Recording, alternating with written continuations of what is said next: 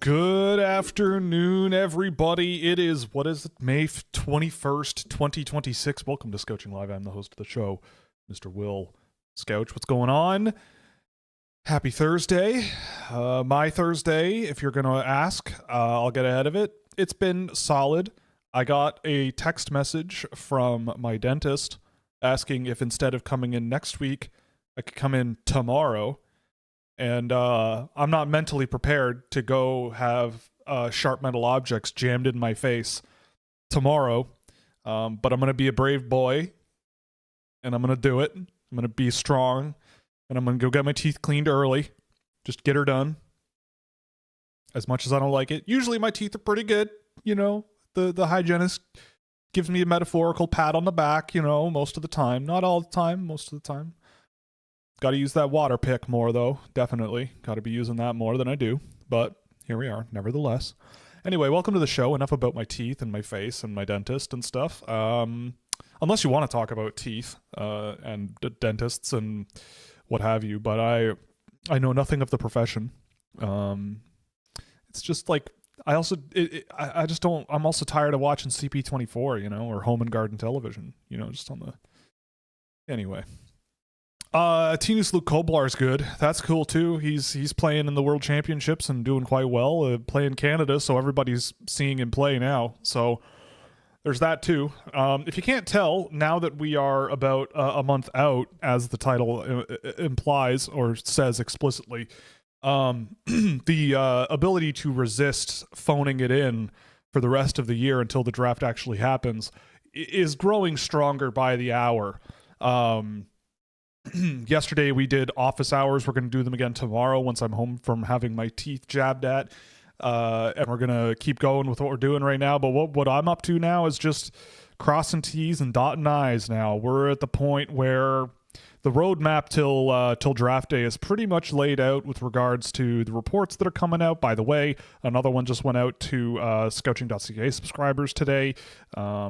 With Jack Hextall coming out next week. Tomorrow we'll be releasing Xavier Villeneuve. Next week will be Hextall coming out. We've also got, who else is on this list? Malhotra. I think we got Klepov as well to do. I think Shrenko. We got Tomasz Shrenko. A few others we want to take a look at. So we'll see how the schedule plays out. But next week is going to be another fun one. And then we do it again and again and again, and then by that point it'll be party time. I do also want to mention, I put it in my calendar, but of course I don't have it in front of me. We are doing the mock draft. I've mentioned this before. We are going to do the community mock draft again, but we're going to do it the Monday of the draft week. So we'll open registration to scouching.ca subscribers for the community mock draft probably next week or the first week of June. Give you some time to get registered, and then open it up to the public the Monday the Monday 1 week prior to the community draft for any open slots that are left. We also will be doing the contest as we did last year, the Guess the First Round contest, which was a lot of fun. We had a ton of entrants last year, and it was really, really fun seeing who people were putting out there for their guesses as to which way the first round was going to go. So we're going to do that as well. We'll open registration for that much closer to the draft, but I'm just getting this out there. We're scheduling it. We're getting it going, and it's going to be fun. We've got all kinds of stuff planned. I don't think we're going to have the same setup this year for the draft. The actual stream, we'll be doing a stream, but I think it'll be like this, and we'll have people on a call as opposed to people being here. It just was a bit of a hassle, and I think people have now grown up a little more, and coming into town is a little tougher. But in any case, we're going to have a lot of fun. It's going to be great. Couple of drinks and have a good time. Soda pop, of course. I bought black cherry ginger ale at Walmart last night for the Survivor finale, which I just saw a question asked about. So that maybe we'll have a few of those watching the draft picks roll out in a month from now. But anyway, the reports, if you've missed them, who are the recent ones? We've done Carroll's recently. Preston was at the end of last week. See, I'm so frazzled from working a lot that I don't even remember what I've been doing on my own channel. You just go look. Just go look. There's all kinds of reports out there already, and your favorite player may not have been reached yet. Someone asked about Ivar Stenberg. Stenberg and McKenna will probably be the last ones. Probably middle of June, those ones will drop. And then I got to start working on the final rankings. I just said final rankings out loud, and I just got anxiety. Not because I don't know what it's going to look like, but it means that that's like, you know, the final stamp going down, and that spooks me. But we do it every year. We do it for love of the game. Yeah, I agree. Tinus Luke Koblar should be going first overall in a redraft. Macklin Celebrini, or no, it wasn't Celebrini. Matthew Schaefer. I mean, Matthew Schaefer wishes he was Tinus Luke Koblar, I would say. I think that's a pretty non-controversial take. Will Adam Anderson be even better than Koblar is the greatest of all time? Well, I think there's more there now with Adam Anderson than there was with Koblar now. I mean, if Adam Anderson were Norwegian, I would bet that there's a pretty good chance he's on the Norwegian national team in a year. So there's that. You know, I like Adam Anderson. He's a good player. Gavin McKenna or Thomas Galvis. Galvis McKenna, I think, is the one you're looking for. You want that guy. Yeah, Thomas Galvis, greatest player of all time. What is he? Top pair defenseman for the Czech national team right now? Not bad. Not bad for a guy who nobody has ever drafted. How many months Gudmundsson is too much mans, and what are your thoughts about him? Måns Gudmundsson, yeah, I mean, he's kind of, I feel similarly about Gudmundsson as I did about like a Malte Voss last year. He's not as much of a beefer. He's not as beefy as Malte Voss was last year, but Gudmundsson is tall and lanky and pretty safe and dependable defensively, but not totally, like he's just one of the guys, you know? I don't have him ranked. I did for a while. It's not that I don't like him, but again, I look at the defensemen that I have at the end of my list, and it's like, is Gudmundsson above those guys? I could see a team seeing it that way, but yeah. Did I see the logo for the Hamilton AHL team? Honestly, look, I live in the area.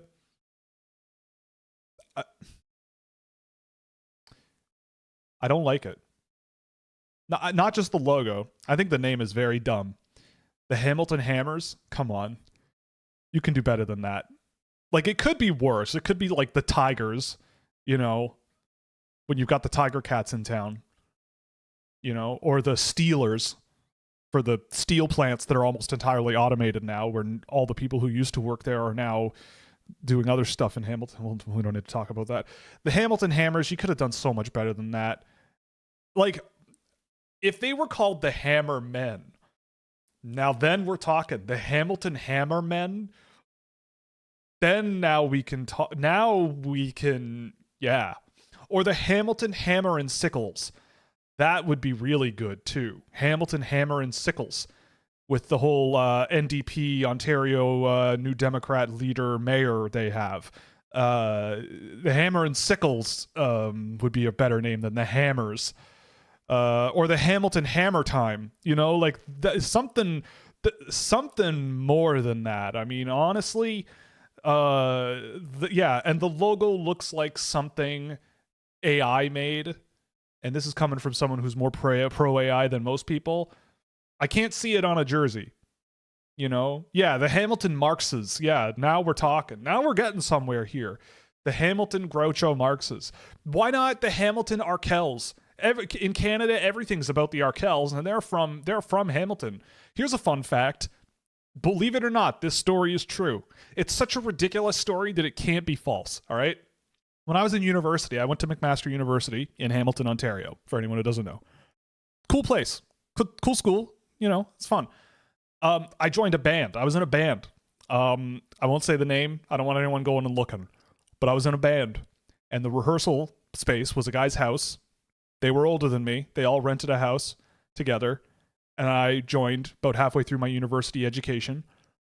And their house was on Arkell Street, and the band used to be called Arkell. Another band that also practiced at a house on Arkell Street, got signed to a record deal, knocked on the door of this other house on Arkell Street and said, "We just signed a record deal. You got to change your name." And they did. This happened before I joined, but it is a true story. And those guys were a couple years older than the guys that I was playing with, but they went on to be the Arkells. So the Arkells is named after the street near McMaster University.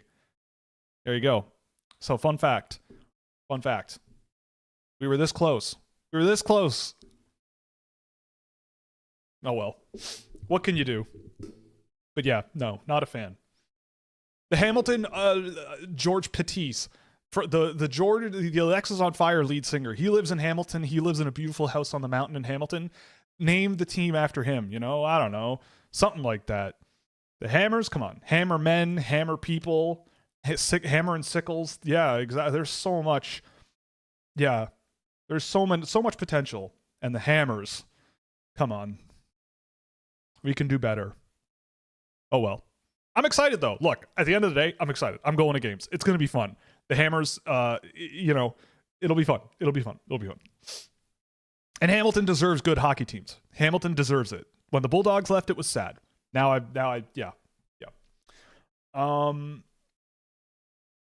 West End, Vancouver, buy the Hammermen merch for sure. Yeah, hey, look, go Hammer. The Hammermen sounds so much more fun, and you could even use the hammer from that South Park episode, Imagination Land. In Imagination Land, there was the hammer guy. The hammer. It was an anim. It was a human. I don't even know what the. Let's move on. I don't know. Screw it. Okay, let's catch up here. Let's see silliness. So the Hamilton. Yeah, Hamilton. The PWHL team now needs to be called the Sickles. Yeah. Or yeah, the Hamilton Sickles, Hamilton Pork Chops. Yeah, now we're getting somewhere here, you know. The Hamilton. What else is going on in Hamilton? You could name the team after the Hamilton Spectators. You could name it after the local newspaper. The Hamilton Spectators would be fun. The Hamilton engineering students roadside art. Every year, at least when I went to school, the engineering students would do some sort of silly art at the side of the highway at the exit where McMaster is. The Hamilton, the Hamilton Skyways, name it after the bridge. You could name it after the bridge. Yeah, the Hamilton Totally Not the Bulldogs. Now we're getting somewhere. See, this is what I think. Yeah, if I were to become a multi-gajillionaire and start an NHL team, it would, or a junior hockey team of some kind, or any hockey team for that matter, a lot of this stuff would be crowdsourced, and honestly so. Maybe the team would even change their name every month. You want to talk about merchandising potential? Think of all of these great names for a team being all valid, and you just sell merch for every different version of it. That could be a whole marketing angle on its own, guys. I think we're going somewhere with this. This might be a really good idea. It also might be a terrible idea, but sometimes the best ideas are the ones that sound the most terrible, right? Like, look at, we made Twitter happen. That sounded like a pretty good idea back in 2014. Now look at us. Anyway. Sorry, x.com. My apologies. By the way, if you want a really entertaining read, flip through the SpaceX IPO prospectus document that dropped yesterday. You don't need to read the whole thing, and you can use AI to summarize a bunch of it, but that's an entertaining ride. That's a good time. Your retirement portfolios and your TFSAs are gonna be buying that. So good luck, good luck to all of us. Good luck everybody else. Anyway, question about players playing passive but giving up a level because of their ages. How much do you look at it and say it's them trying not to screw up versus not a natural playing style? I don't know. I don't know the answer to that. It's really hard. I don't think there's an easy way to answer it. I think that you are, I always sort of default to, if anything, the guys that play up a level are too active at times, especially in Europe. Like, I think a lot of guys in Europe are trying to do too much to stay in the lineup. Like, I remember that out of like Svirček last year, and just like trying to go and not really slow the game down really at all. And I think there's that's a bit more of an issue.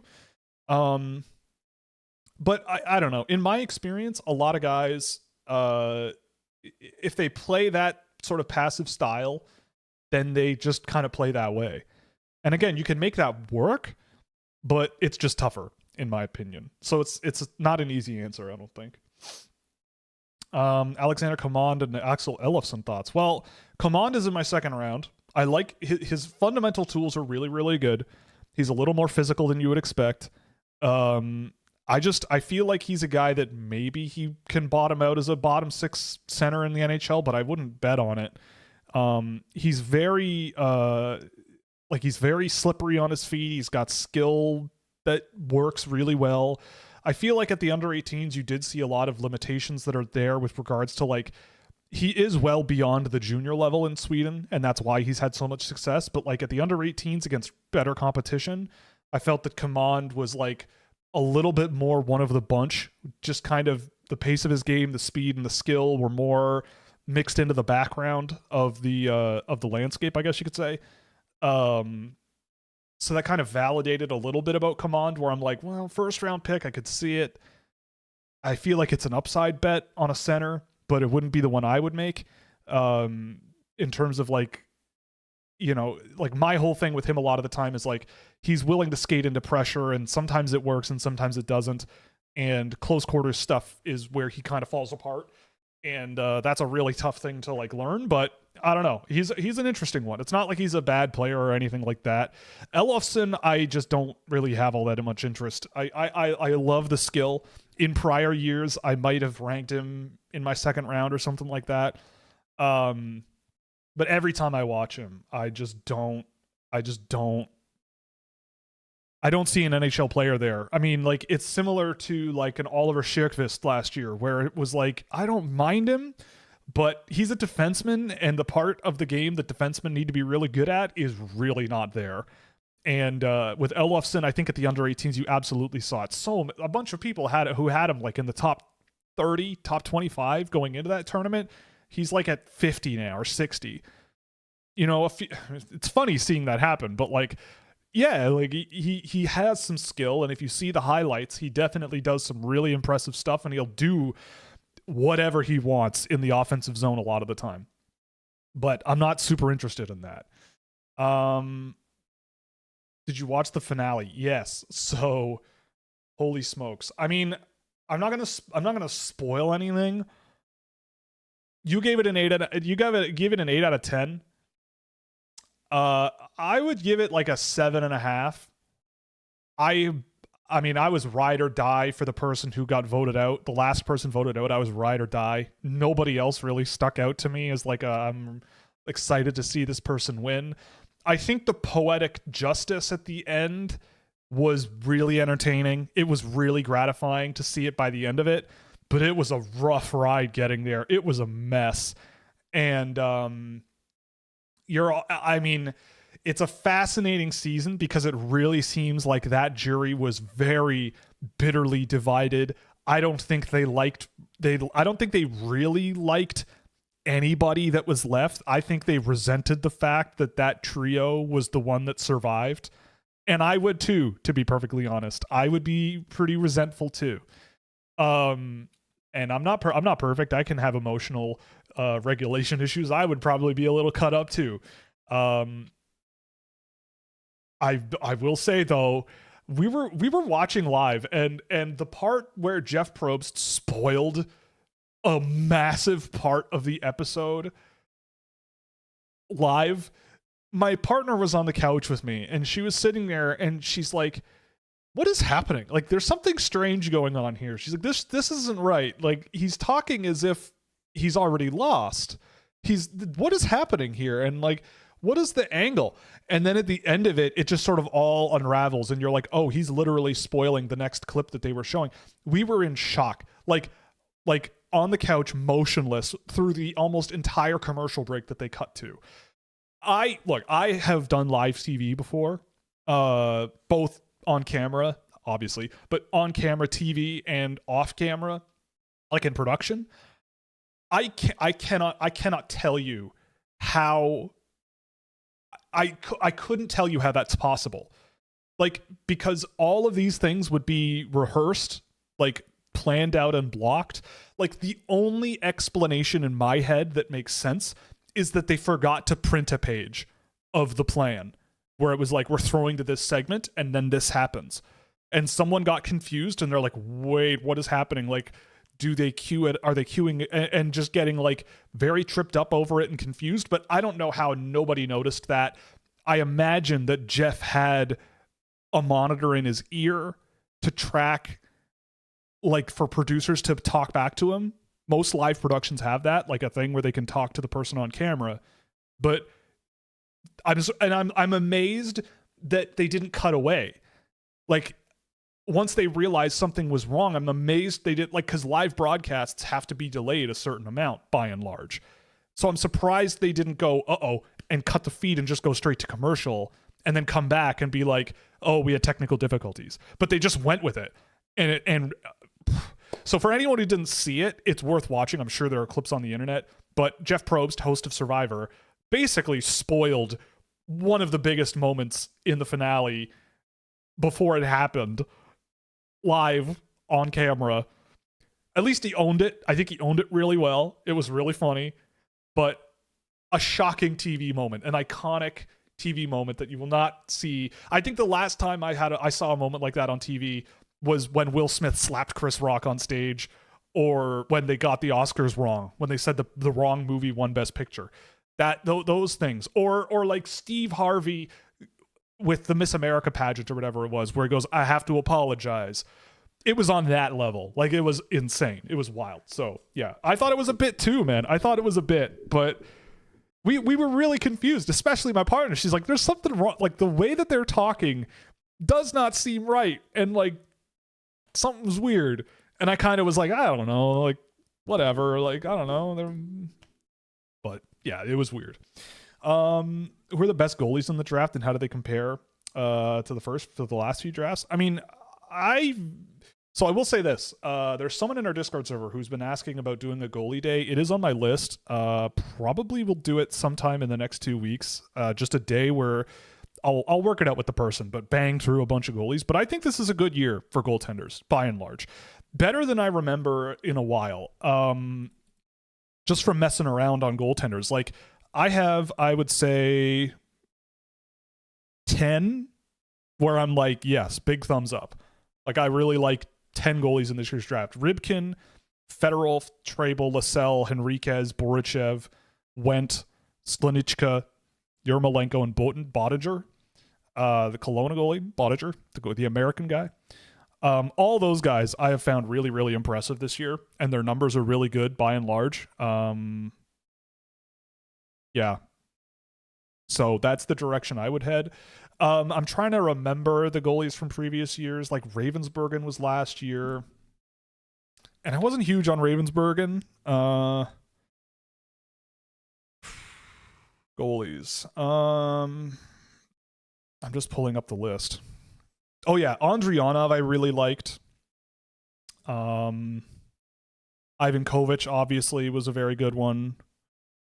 But that was really it. Beyond that, I had Sergei Dolgov, who I still really love. I went back and watched him, and I loved him.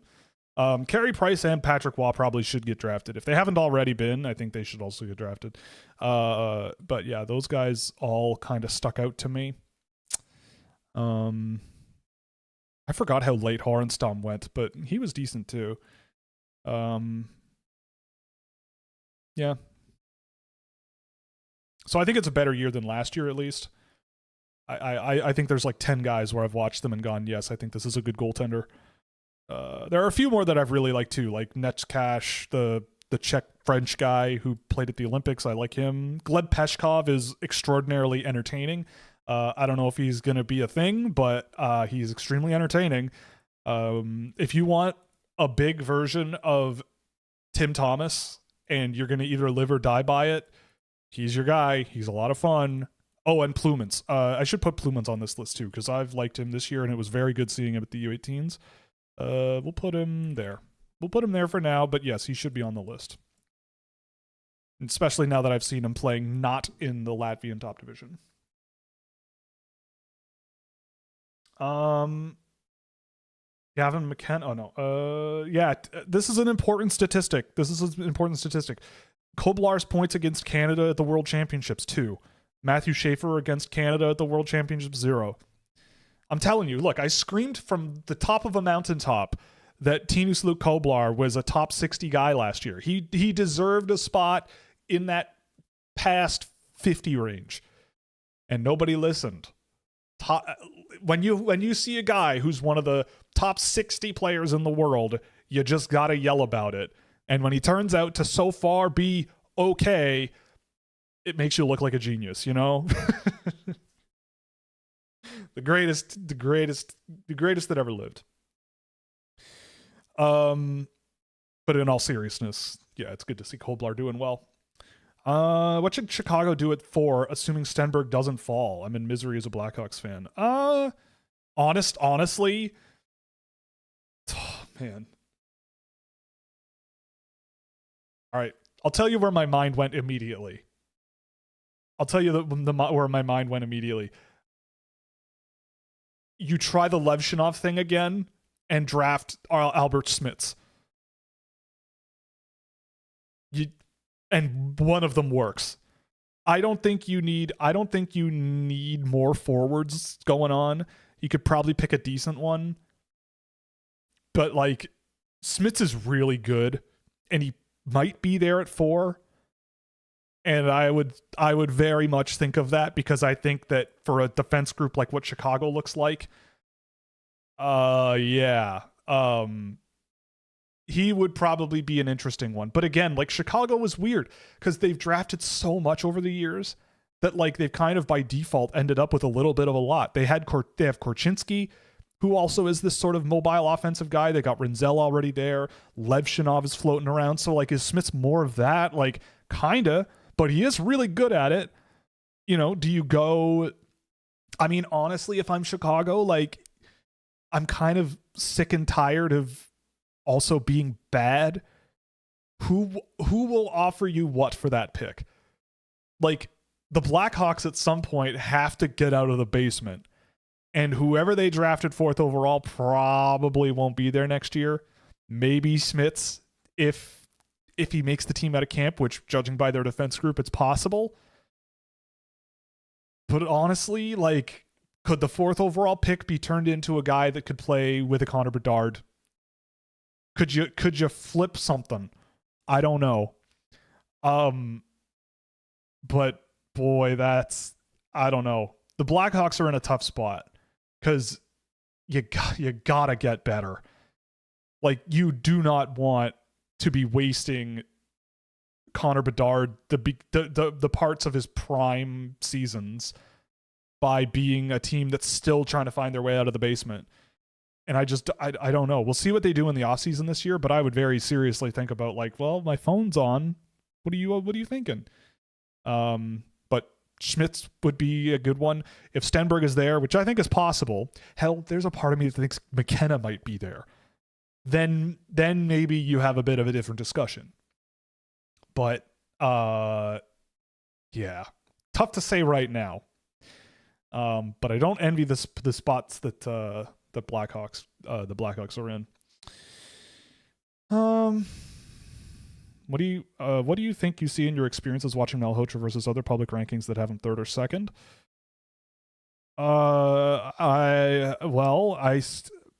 I see a guy who benefits from who he plays with very significantly. I see a guy who does things that project well, quite well. Obviously, being a center is bonus points. But I do see a guy who needs a lot of time and space to play his style. He skates himself into pressure a lot because that's kind of where he thrives. But I find his defensive game, compared to a lot of other centers this year, very lacking. And I don't mean that like I don't like the player, but I mean compared to some of the other guys you could go out and pick, like I've got a lot of video on Malhotra where it's just he's not looking like the most engaged guy without the puck. So I just see a guy who is an interesting blank slate that has development room to go. He's got a ways to go, and it could get there. But I don't like drafting cases like that high in the draft. Like I just don't. Like part of me goes back to like Dylan Strome, who was playing with Connor McDavid, right? Dylan Strome is a fine hockey player. He's had a very good career. Nothing wrong with that. But he did very much benefit from playing with a Connor McDavid, right? Like, I'm not saying it's a 1-to-1, but if you watch Brantford this year, the guys that Malhotra plays with are probably some of the best guys in the OHL, right? Dennis and Banak are some of the most skilled, high-paced scoring wingers in the league. And if it's not them, it's like Merrick Vanacker, who like is also one of the stronger, just sort of complementary power wingers in the game. You know? So I feel like there's a lot going on with Malhotra that I don't know what it is specifically that like I'm pretty convinced that if his name was like Raul Steinberg, people would have him 20th. 15th. You know what I mean? Like his last name, I think, is doing a lot of favors. Like him playing on a team like Brantford, again, like he scored pretty well. Like he had a 80+ point season, but in terms of how much his team scored as a whole, he wasn't that involved for a top end pick, right? And so I see, and again, it's really tricky because like I don't want to come off saying I don't really like the player. He's in the middle of my first round. I think he has a very interesting set of talents, and if you wanted him in towards the end of the top 10, I could see the argument. But yeah, I don't know. Like I'm coming out of the under 18s having just seen guys like Cullen and Hermansson and Gustafsson and even like a Verhoff. And I look at what those guys bring to the table and I go, at the very least, there's high-end upside that is comparable to that of Malhotra. But these guys might go 10, 15 picks later, right? Maybe more. So who knows? I don't know. But in my experience, I like Malhotra, but just wouldn't be my call. That's all. Just wouldn't be my call. Who's one player you think that who is one player you think may fall that the Leafs should take at 59? Mathis Preston. I mean, I'm half joking, but I mean, if a guy like Casey Mutrin is there or Victor Plante, I think Leaf fans would love Victor Plante. Who else could be there? Like maybe a Tommy Blale is there. I doubt it, but maybe I would do that. I mean, Adam Anderson, I think he would be on the Leafs radar because they drafted Koblar from that program and he seems pretty good so far, and maybe they're going to think the same in Anderson, and I would agree. Pugachev if he's there, but I don't think he will. Adam Valentini would, I think, be another really good one to add. Jack Hextall. There's going to be some good options, I think, at 59. I mean, for my own purposes, I hope so. Like on my short list at that pick, I mean, it's Preston, Mutrin, Blale, Hextall, Pugachev, and then Svensk, Plante, Anderson, Gollier if he's there. Or at the very worst, I have a goalie. I've got Yegor Rybkin, the goalie there, who I think is very good, even though he hasn't played since November, I don't think. But there's going to be some good options. There always is. You know, you never know. Rank Command, Hermansson, and Nordmark. I would probably go Hermansson and then a drop to Command and Nordmark or a coin flip. Command, I think, is a more intriguing player in terms of actually like projecting. Nordmark is a much bigger question mark, which with much more upside if he hits. Like, I think if you surround Nordmark with the right guys, you'll get a very productive player. You could surround him with a guy like Command, and I feel like they'd go well together.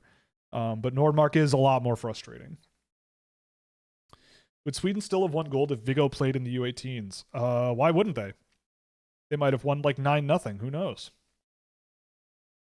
What do you think of Matthias Van Hanen? Someone in the server actually was talking about him a while ago, and I've been watching him off and on over the year, and I feel still like he's a very good junior player that might struggle in the professional level. But watching him play, watching him skate, watching him shoot, watching him make plays, watching him with Everett, like he is I think Julius Miettinen is a perfect sort of offsetting type of player to play with, and I think that works really well in Everett, obviously.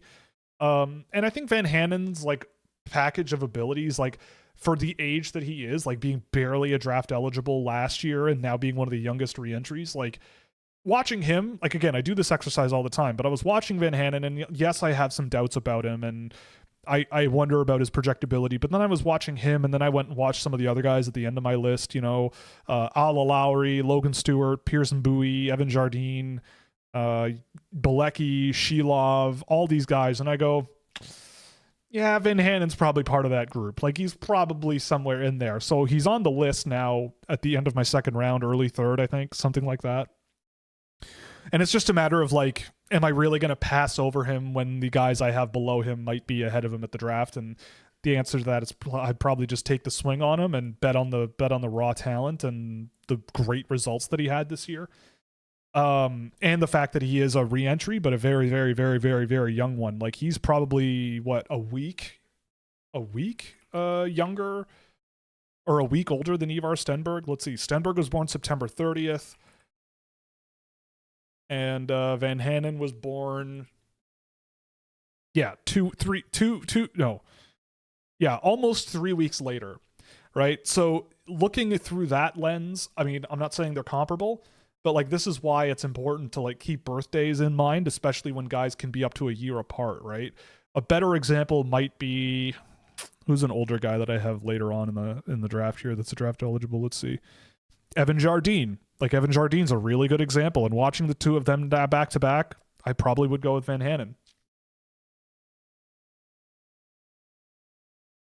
Like, yeah, for sure. Lars Steiner.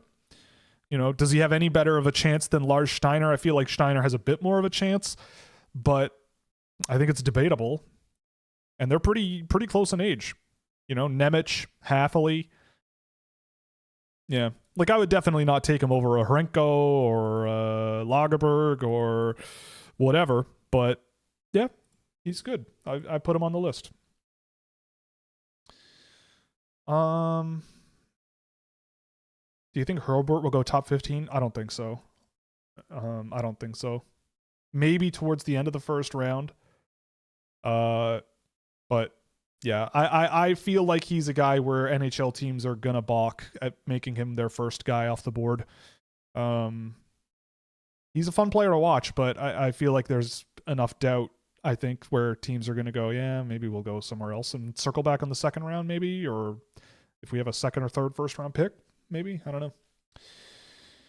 Did Belchitz get a recent bump? Seems higher than the way you've talked about him. No, he's been here pretty much for a long time. At 14, yeah, middle of the first round. I mean, with Belchitz, the big thing for me that sort of shifted things was making the report on him. Like, watching those videos back and seeing what he really did, and like with a fresh mind, like it had been maybe 4 weeks since I had watched him, I think. And seeing what I had archived back again, I think I saw a lot of things that interested me. And again, like Belchitz, I don't think he's going to be the flashiest guy in the world. But based on what he's got in the tank and what's going on there, and like, again, if I were running a team, like I could see a pretty good case for him as an NHL complimentary, like middle six winger that can shoot on the power play or be net front on the power play and be pretty good at it. I think that's pretty valuable. I again, like if he goes top 10, like, I don't know. But I think that if the medical stuff comes back fine and the surgery that he had went well and everything's okay, then he's a reasonable bet, right? Like on the same token, right? He was a point a game, but comparing him to Malhotra, he was basically equal with regards to involvement in his team's offense. And in terms of even strength point production, he pretty much matched Malhotra. And he's probably going to go 10 picks later. So obviously being a center makes things a little different, but yeah, I mean, Belchet's is interesting. I think the hype on him kind of died down, but I would be very cautious about overcorrecting on him. I think there's an interesting set of tools there that you don't come across very often. And yeah, there might be something there. If you had to guess how many Americans go in the first round, that's a very good question. Well, let's see. Who do I have in the first round here? No. Cullen definitely is one. I don't think Mutrin goes in the first. Oh my goodness. Maybe Hextall. You know what? Maybe Mutrin does go in the first round. I could see him sneaking in there. Oh, Reed is American, so that's 4. I keep forgetting Reed is American. Yeah, I'd say 3 or 4, something like that. So surprising now that I think about it. It's surprising. It's a good year for Europe, though. I have a feeling Sorensen could become one of the highest ceilings in the draft. Yes, I 100% agree. I've had Sorensen in the 20s for a long time now, going back to like November or December.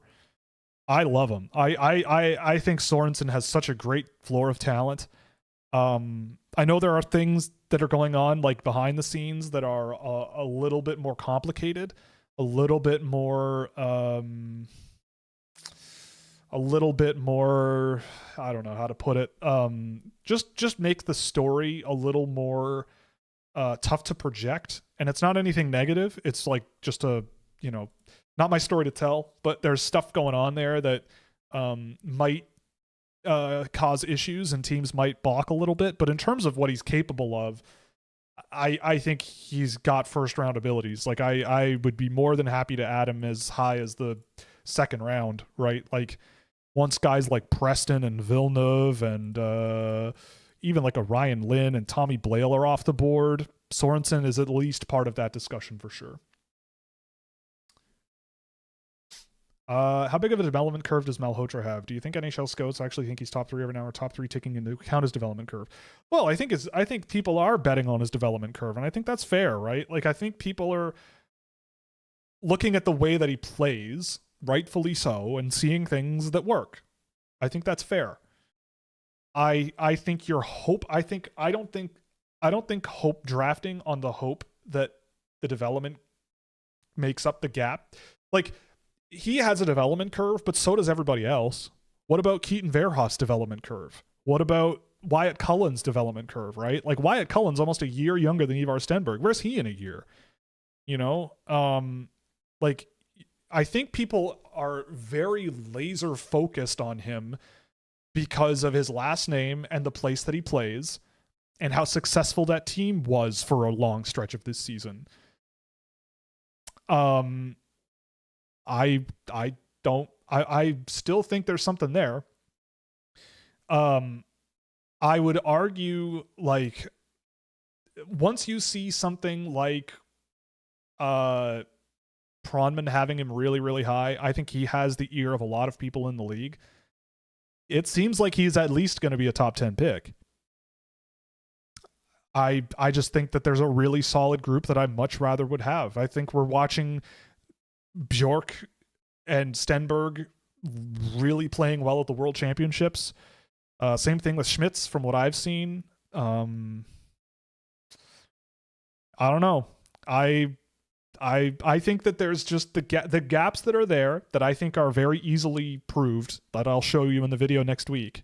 Maybe it'll come out in 2 weeks, but sometime in the next little while. I think there's more than enough evidence to be like, yeah, you could argue for development, but like everyone else is also going to develop. Everyone else is also going to get better.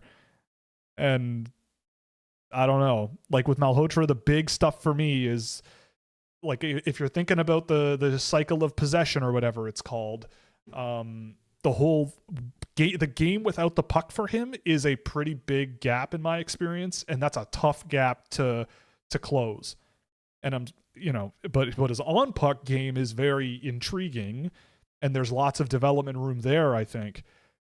So I don't know. We'll see what happens, but yeah, I don't know. Do you think Koblar has an Eriksson Ek type ceiling? Yeah, maybe. Like I always saw Koblar as nothing more than a third line center, a decent one. Like he can like. Again, this is gonna sound stupid, but when all is said and done in terms of like job in the NHL and the things they do well today, like the differences between Koblar and Malhotra's impact on the game. Like Malhotra's a better playmaker for sure. Like he's got more skill and there's definitely, but in terms of the job in the NHL where they could actually do pretty well, like maybe you have Malhotra as your second center, but Koblar's not that far behind him. Like he's bigger, he's physical, he's nasty, he's competitive, he's a really good off-puck player, but he's also quite skilled. He has gotten a lot better on his feet this year than last year, I think.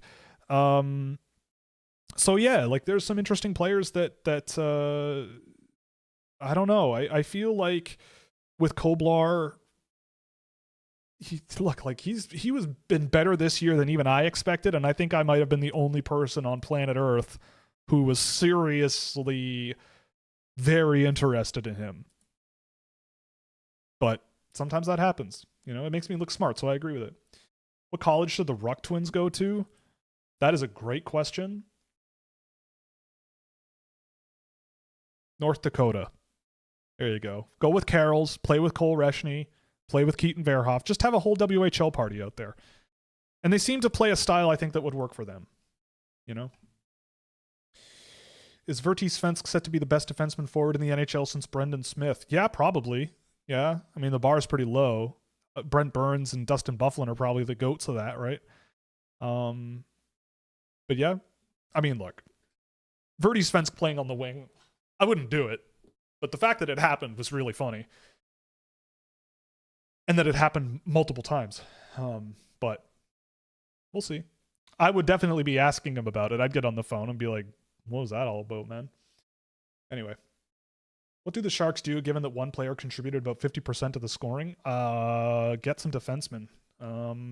Pray that Sam Dickinson takes a big step. Get a defenseman or two. See what happens. Like, you barely missed the playoffs. I mean, and the guy who contributed 50% of your scoring is arguably one of the best players in the world, right? So, like, he'll be okay, That's the kind of thing like McDavid has done in the past. And I think San Jose, based on where McDavid's team was when he was Celebrini's age, I think you're dealing with a much more well-run organization in San Jose with a lot more around him to play around with. And I think he'll be fine. Celebrini, that is, and I think the Sharks will be fine. But the defense is the big area of improvement, I think, that they that's definitely left. SpaceX is planning to refill a rocket 15 times in the next year, something that's never been done before, even with these types of rockets. That's true. I mean, I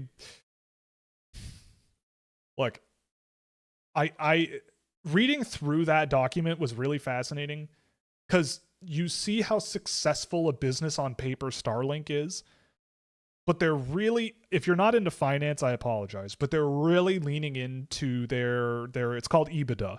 EBITDA, which is earnings before interest, taxes, depreciation, and amortization. If you don't know what that means, it's basically like before the government takes their before the people we owe money to, the government take their cut of our profits, and before we sort of write down the expenses that we've got, basically over a period of time. This is how much money we have left before we do all that stuff, or how much money we had before we did all that stuff. But the problem for SpaceX is that the depreciation for satellites is exceptionally fast because, like, let's say you spend $1 million putting a satellite into orbit. If the shelf life of that satellite is around 5 years, you're spending $1 million every 5 years to keep that system going. right? Let alone if you make improvements to the network and all this other stuff, right? So the D part of the EBITDA is massive. And so you can make your books look a lot better by leaning into that. Let alone when you start doing like adjusted EBITDA, which if I were president of the United States, I'd make that illegal. I'd make adjusted anything on a financial statement illegal. Like, so much stuff is baked in there where you're like, well, technically we didn't lose money because instead of paying, like, it's crazy. Like, you get hired for a job and they offer you $50,000 of salary. That's an expense, right? That takes away from your profit. But what they don't count the same way when they adjust is how much stock they give you. So if you work for SpaceX, you're paid $50,000, that's $50,000 of expenses. But then if they pay you $50,000 in stock, to them, they see that as revenue because it's money you didn't pay to the employee. So they can adjust it to make it look like you're more profitable than you are, which is why when you're investing, it's very important to see how much money the company is giving up to their employees in stock. We're off topic, but the point is, fascinating article to read through. Even if you're like setting aside the political drama around it, it is if you're into finance and how the world works, it's going to be a fascinating ride seeing how that goes. I'm personally very excited because I'm not going to touch it, but it'll be fun watching it until everything goes to the toilet and takes us all with it. Then that wouldn't be so much fun. But for now, we're having fun. If you want a fun watch Jack Berglund playing for Sweden against Slovenia. Yeah, I'll pass. Slovenia has nice jerseys though, no matter what our chatters say. Okay, so Simon Nemec. Rumors are popping up that he wants out. Yes, I saw that. Some very conflicting reports about what he wants to do.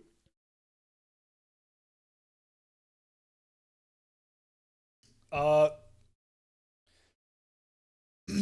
mean, I think Nemec is a really good example that players don't they might change their, like, how good of a skater they are, how skilled they are. Those things might improve. But their overall impact on a game and the areas where they're comfortable and not comfortable, in my experience, doesn't really shift. And I look at a Nemec and I remember in his draft year, I loved the skating ability, but the actual defending part of the game was a big question mark. And I never would have touched him at 2. Second over, I had him pretty high, and I think he was worth drafting high in that class, but I wouldn't have taken him at 2. And in New Jersey, I think you are seeing those gaps being really exploited, albeit I think he was better this year when he played than he was the year before. I certainly wouldn't have brought him directly into the AHL, NHL pipeline like immediately. I don't know what that was all about. Would I trade and get him? Depends on the price, but I'd give him a go. Like, there's enough fundamentals there, and I would give him a reset. I'd at least want to talk to his agent and, like, see what's going on there. Like, where he's at mentally. Like, I think that matters a lot. You know, I know he's asked for a trade, whatever. I don't know if that's true or not, but assuming he is going to be traded, like, yeah, I guess you could see, but you have a new GM, right? Like, the thing about that, if I'm a player, again, I'm not an NHL player, obviously, but if I were a guy like Simon Nemec, I'd at least want to have a chat with Sonny Mehta. And Sonny Mehta's not stupid. He knows the situation with Nemec, right? He watched Nemec get drafted. He's seen what's gone on with him in the league in the time since. He's got Nemec in his own system, and he's not Tom Fitzgerald. He's a different person. It's a different world. So maybe Nemec is going to sit down with him and be like, okay, I'll give it a run. You know, whatever. Maybe you can get something out of it. Or Nemec is just like, nothing's working here. I need to get out of here. You know what I mean? I don't know. I would give him a phone call, see if there's something there. But I don't know if I would, like, say that if you pick him up, he's immediately going to turn it around and be a steal. It's like Jiricek all over again, right? Like, has Jiricek completely turned a corner and like become whatever? No, but give him some time and in a new place, like maybe it'll happen, right? Like maybe, but we'll see. What makes you put Schmitz ahead of Verhoff and Reed, or is it closer than the list looks? I mean, I have Schmitz in my top tier of the draft. Like, I went back and watched my Schmitz video a few days ago, and then I watched the Verhoff one and the Reed one. I just finished the Villeneuve one. That's tomorrow. That's going to drop tomorrow. I look at Schmitz and I go, unless this guy, I mean, we've interviewed him and I thought he was great, but if he's anything that like is remotely professional, like I think he could be a top guy in this draft. Like the skating and skill combination for him is really good. I love how he plays. Like I'm thinking for purposes of a team that I am building, I love how he plays. I would love to have a guy like that on my team. You know, I see Brent Burns there. I've said this a lot. Like I see Brent Burns in him. Just a really rangy and mobile, skilled offensive defenseman who is not shy, but also can defend.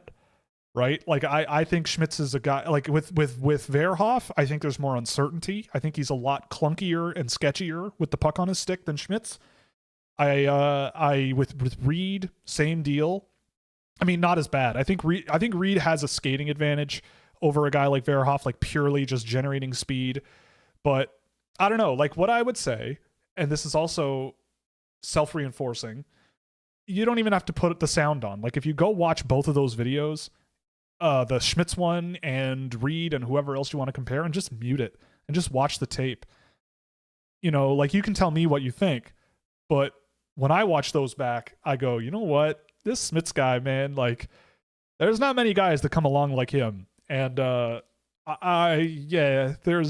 a really interesting player there that I really, really like. But I mean, look, like it's a good year for defensemen. Like Reed is the end of my top 10, and like he's a really good player too. Like he could go, if he went as high as 4, 5, it wouldn't surprise me. It wouldn't be my decision, but I could see it. I could see it being defensible. It's close. That range is really close, but I do see Schmitz ahead of those two. Goalie or Macbeth? I go Goalie. I think Goalie's range is better. His skating stride covers more space, although they're similar-ish. I think Goalie has a better physical game. He's a more active defenseman than Macbeth, in my opinion, which I value a little more. But I think Macbeth is a better offensive zone like puck handler. Like Goalie is very shot focused in the offensive zone, which he kind of has to in the men's level over in Slovakia. Like it's a pretty speedy place to play. Macbeth is more of like a perimeter playmaker, like kind of works the puck around the perimeter pretty well. And so they're sort of different, but I lean Goalie, I think. Rank Kali, Shilov, and Aram Olsen. That's a very good question. I mean, for me, Shilov would be number 3. But Kali first and Aram Olsen second, but they're very close. Like that's 34 and 38 for me. So they're very close, and Shilov is like in my 3rd round. Yeah, I almost forgot Ivan Kovic. Where do you rank the Ruck twins? I only have Liam ranked, and I have Liam ranked 64th. Like tail end of the 2nd in a tier that stretches into the 3rd. I don't have Marcus ranked. Peach or Cherry Cobbler? Cherry. No, yeah, Cherry. I'm a sucker for Cherry.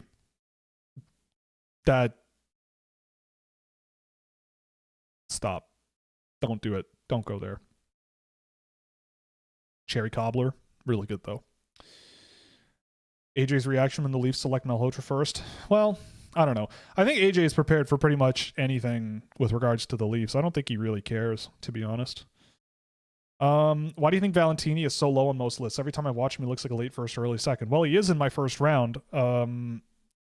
I think with Valentini, like, I think a lot of scouts are pretty pissed off. Like, I think a lot of NHL people are pretty pissed off about him showing up in Kitchener for like 2 days in the summer and being like, actually, I'm going to go to college. which is, I could see, a bit of a dick move, but look, he's a 17-year-old hockey player. He's an athlete trying to follow his dreams. I'm sure he had his reasons, and I'll tell you, he didn't look out of place playing for Michigan at all. Like, I would be very curious to have a behind closed doors discussion with him about what that whole saga was and what happened and what he actually thinks. Because I think there's a lot of people inferring what they think happened and what they feel about that situation without thinking about it. You know what I mean? But Valentini, I like him a lot. I would love to have him on the team. Like, just, he's rambunctious and skilled, and he's got some problems in his game, but boy, is he ever like just a guy who I think he can just get right under your skin. He's aggressive. He's like, if he can be a bit of that pesty type guy with some skill and a really good shot, like, I'll take that. I like him. Good player. Thoughts on Tobias Christian. He's pretty good. I don't have him ranked. Again, it's like, am I going to put him on the list over the guys that are at the tail end? Probably not. But interesting guy. He's got some good size to his, yeah, I haven't seen a ton of him. I'll be perfectly honest. I haven't seen a ton, but I know there are people who do really like him. But for me, it's like, at a certain point, there's a dividing line, and I'm just not sure he clears that for me in this class, at least not right now. Favorite third round targets that aren't Sorensen or Svensk? Third round? I mean, Kasper Justavar Carlson would be fun. I mean, he was at the World Juniors, and I thought he looked really good there. Jonas Lagerberg-Hohen, if people forget about him and he slips, it seems like Thomas Horenko might be available there, and I would do that for sure.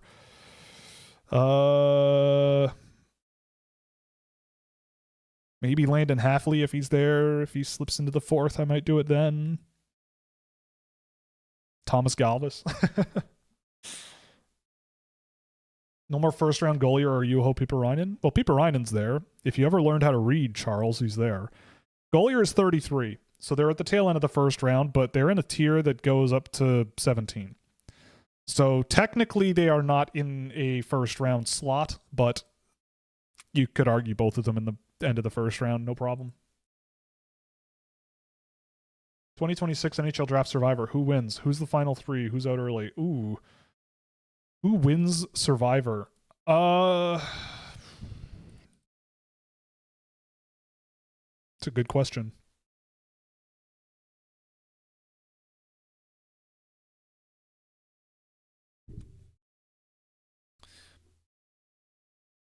We're gonna go.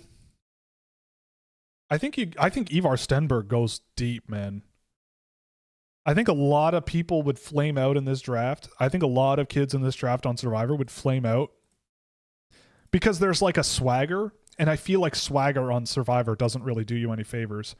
And you don't want to be too big and strong, right? Like, you don't want to be a beefcake, because being a beefcake is difficult. Like, you can't go pretty deep. Like, you might have a beefcake like a Oscar Hemming go pretty deep,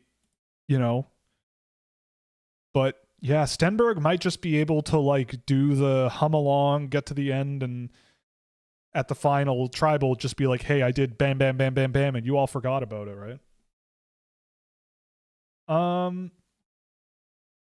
Draft analyst Survivor. Oh, now we're talking. Who wins? Who's out early? Oof.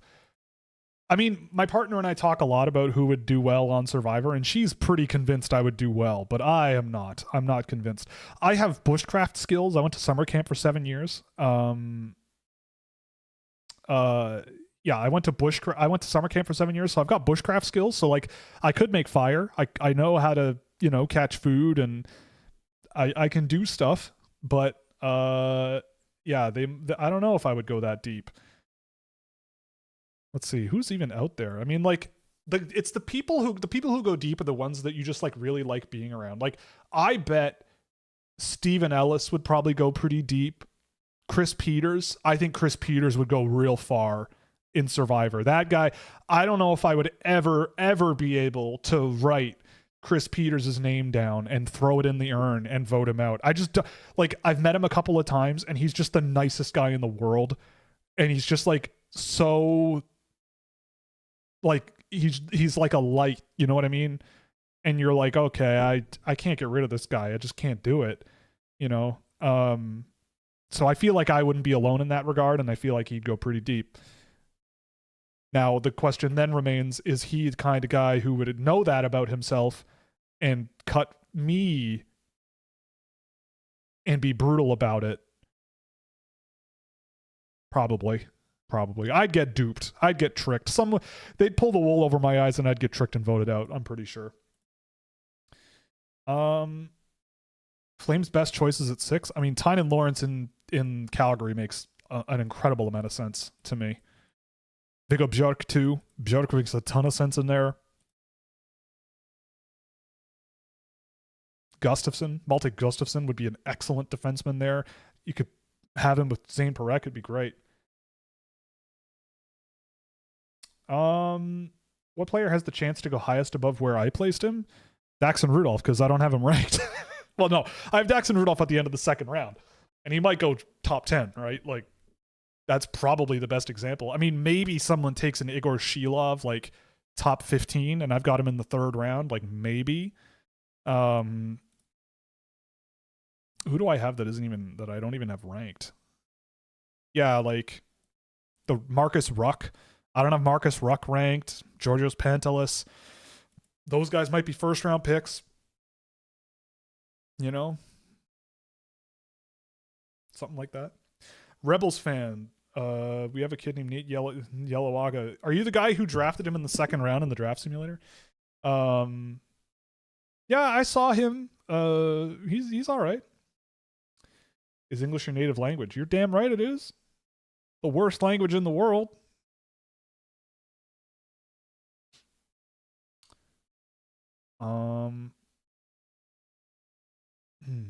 What did you think of Lawrence at the World Under 18s? Did it change how you think about him? Not really. I mean, he kind of played how I expected. I thought he was really good. I don't know. I thought he was really, really good. I think that Lawrence, again, it's a thing where he has an X factor about him where it's like, I don't need him to be the greatest playmaker of all time. Like, he just does the right thing on the ice everywhere all the time and has the skating ability to do it. You know what I mean? Oh, people do. Okay, so people actually don't know how to read in Mississippi. Okay, well, I try not to judge. Isn't Mississippi the place that's actually like turning around their educational system like really quick? Is this a trap that I can help you with some lyrics? Is this a trap?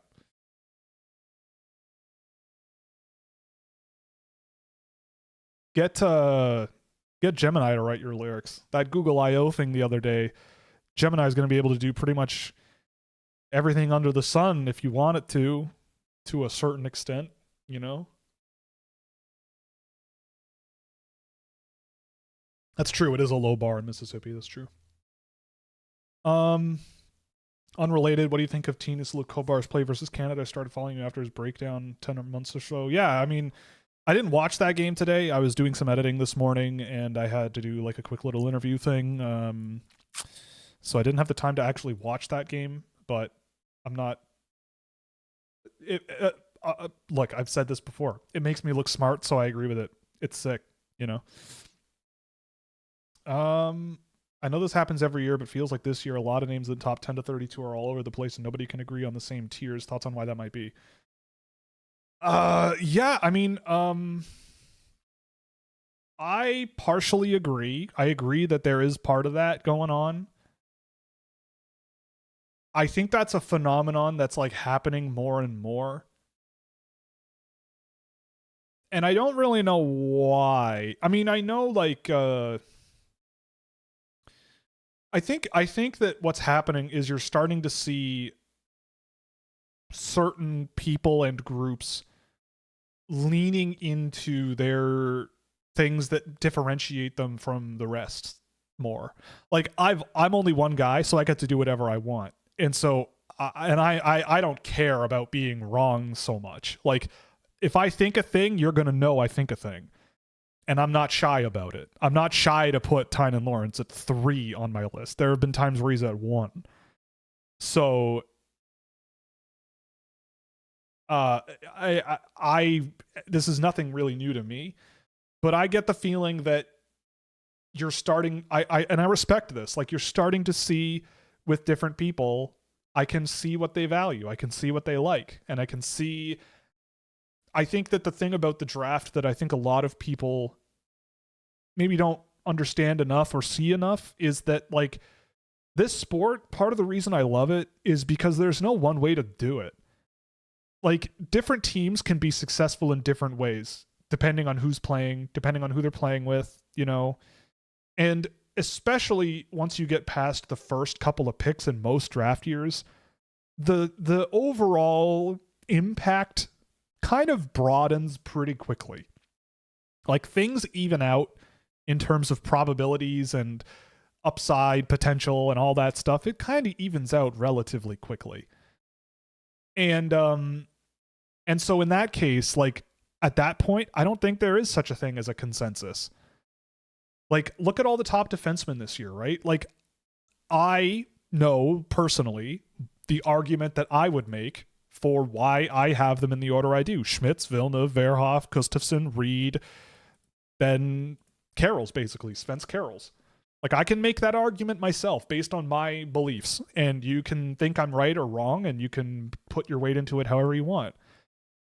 I also am mature enough to go, if I were to sit next to someone working at a different outlet or Stephen Ellis or something like that, and they were like, well, I see like Chase Reed as the top guy because I prefer this style of player.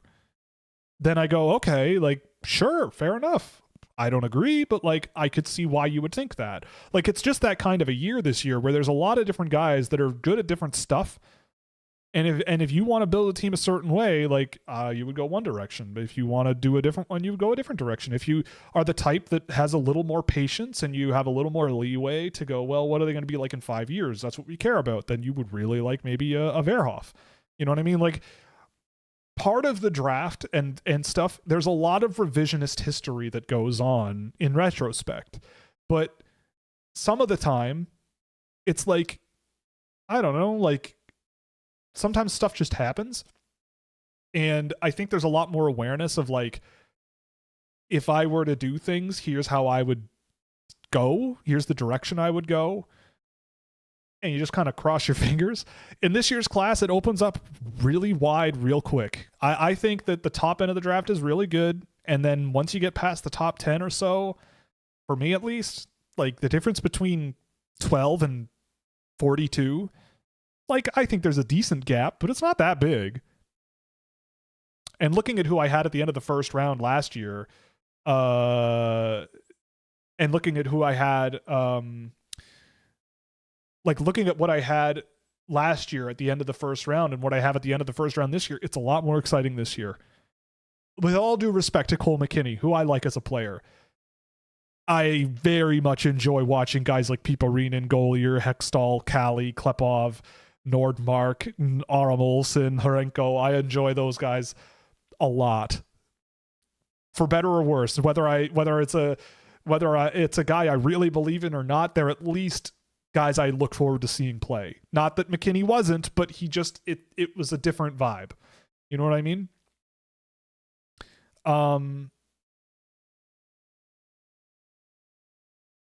Yeah.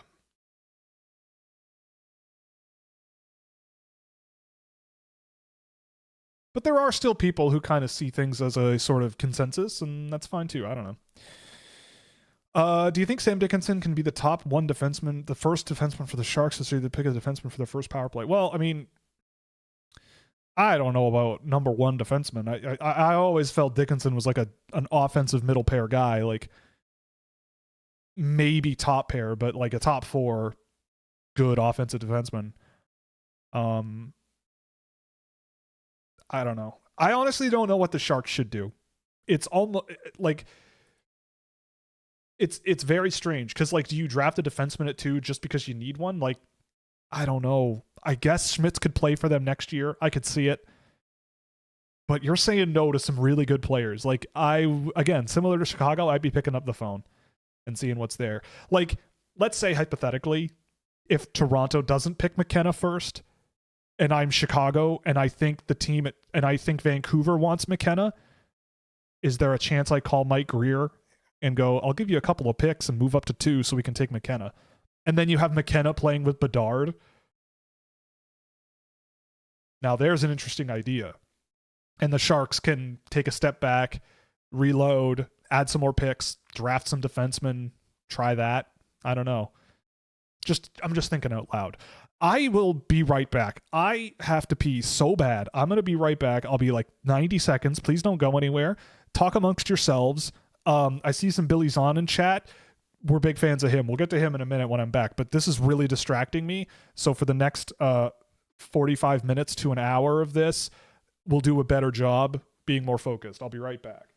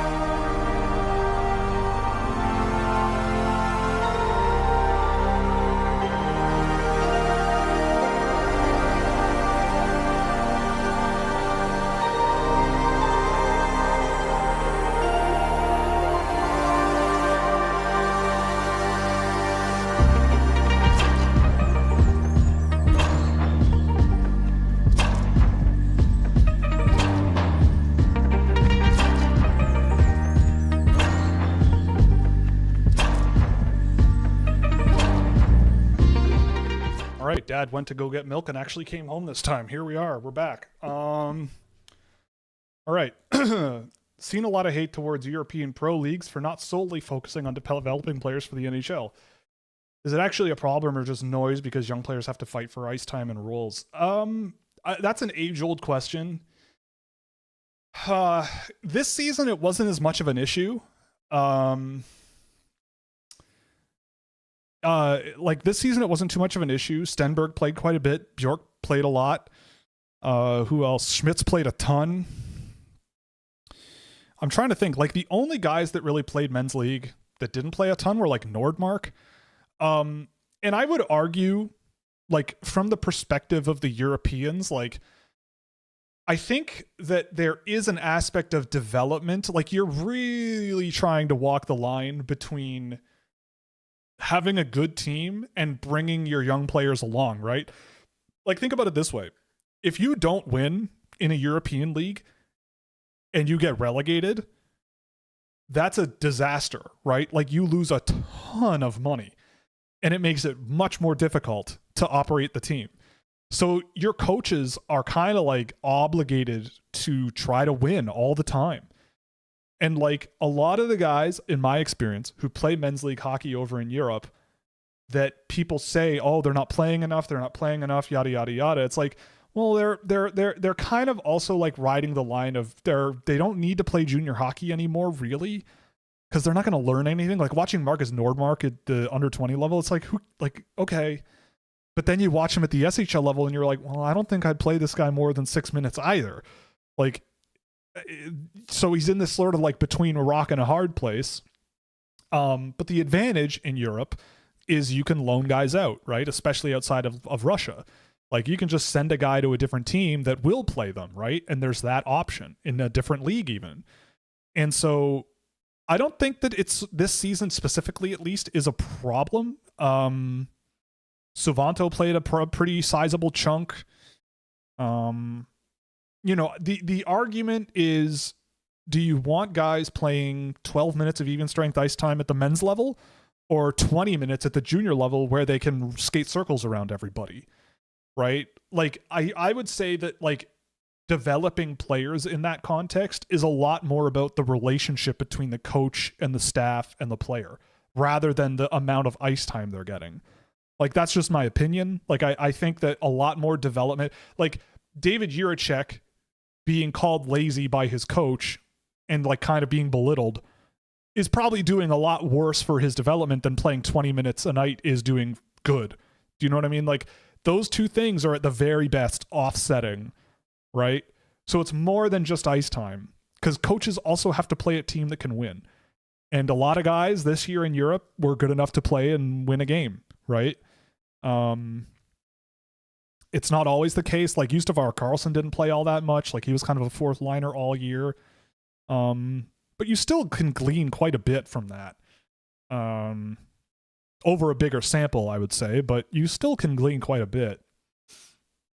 It's a good question, though. It's an age-old discussion, for sure. But I think it depends. It's a lot of it depends, and I think there's a lot of stuff beyond just ice time that factors in as well. Did you see the Athletic podcast with Pronman, Wheeler, and Peters? Pronman getting called up for rating blow skating is below average. I mean, I didn't watch it. I heard, though. I know a guy. I know someone in Moncton, and they thought that was a very entertaining debacle. What happened to Caden Lindstrom? A big guy with back problems. I don't mean this condescendingly, but have you ever had back problems? It's not good. I know my dad's had his share of some back problems through his life. You know, he's not a 19-year-old elite athlete, but back problems can be really tough, man. Like, your spine holds a lot of weight up all the time, especially when you're big. And a lot of things need to be in the right place in your spine. And if it's not, it sucks. I don't know. I'm not saying it's over, though, at all. It's not over. But, yeah, I mean, you got to hope he has a big, strong, healthy season next year, though, because, yeah. Jack Berglund hater. Yes, I hope Jack Berglund falls over the boards and never plays a game again. No, I don't know. No, it's just I don't have a ton of interest watching the Slovenian team get physically annihilated by a guy much bigger than most of them. But Berglund's interesting. Big, heavy, physical dude. Sure, he'll be a good flyer down the lineup somewhere. Did the Islanders draft Ryan Lynn with 13th overall? Do you think he could complement Schaefer on the top pair? I would not play those two together at all. No. I mean, Lynn that high, I don't know. I wouldn't do it. I think there's going to be good players there that you could take instead. Like now I'm imagining Schaefer on one pair with Xavier Villeneuve on the second pair. Now there's an interesting idea. Lynn would be fine, but I wouldn't play them together at all. If Keaton Verhoff falls that far, then maybe we could chat about it. Viggo Björk, if he's there by some miracle, is a no-brainer. But I don't think that's going to happen. Who are your favorite players that are quite young for the class? Cullen for sure. I mean, Lawrence and Preston are very young as well. People forget that. Like, I'll define young as in the youngest fifth of draft eligible, so 17.2 years old and less.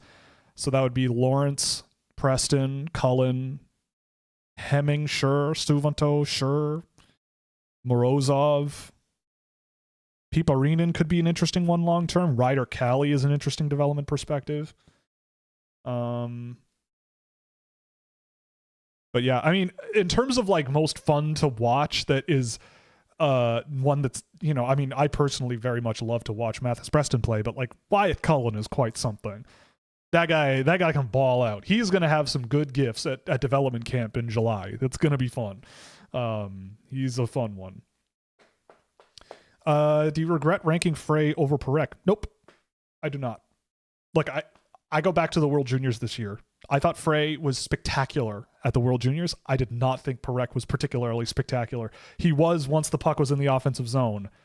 But my problems with Parekh have remained the same. And I think him in the NHL this year, I hope, was a learning experience of like, he has assets that are very good.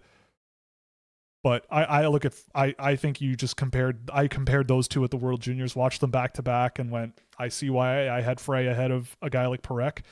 But I don't know. They were like one spot away. Like they were one spot separated. So I look forward to Frey being on waivers because the Jets never play him in a few years. I'm hoping that's a joke.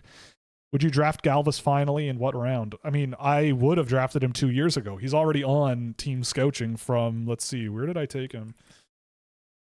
Was it 200 something? Where was it? Oh, there it is. Yeah, 200th overall in 2024 would have been Thomas Galvis. Who was it instead? Let's see. Let's take a look at who the Leafs took at 200th that year instead. 2024. 200th overall. The Toronto Maple Leafs took Matt Leahy, who I believe was on Michigan State this year and played like 5 games. Yeah, he did not play. He was kind of in and out of the lineup and a bottom pair guy for Michigan this year. Yeah, no, feel pretty good about that. I'll take Galvis. Where would I take him though this year? Like, I don't know. He's in my second round. Yeah, so somewhere in there, like middle of the second round. That's where I'd start to think about it.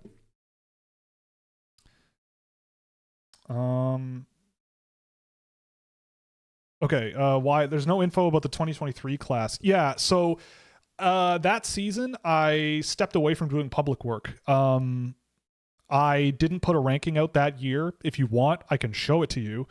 But I was trying, to no avail, to take my work directly to teams. A bunch of people leading into that period were telling me like I'm not charging enough. My work is more valuable, yada yada yada. So I went, okay, and tried to take my work direct, and it was a failure. So didn't work. But yeah, so the 2023 class, there's nothing there. 24, we've rebooted and built a new site. The old one is gone, unfortunately. I think I have it archived somewhere, but pretty much it's gone. And I'm really dumb because I didn't archive my written stuff for the previous years. I don't know. That might have been a really big mistake I made, but let me double check. Let me see. I'm just curious. I'm going to check very quickly. See what's there. Unless it's deleted my site automatically, which it's very possible because it's been like 4 years.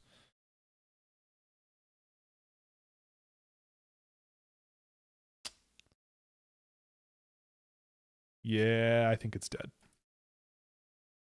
Oh well. It was a good run.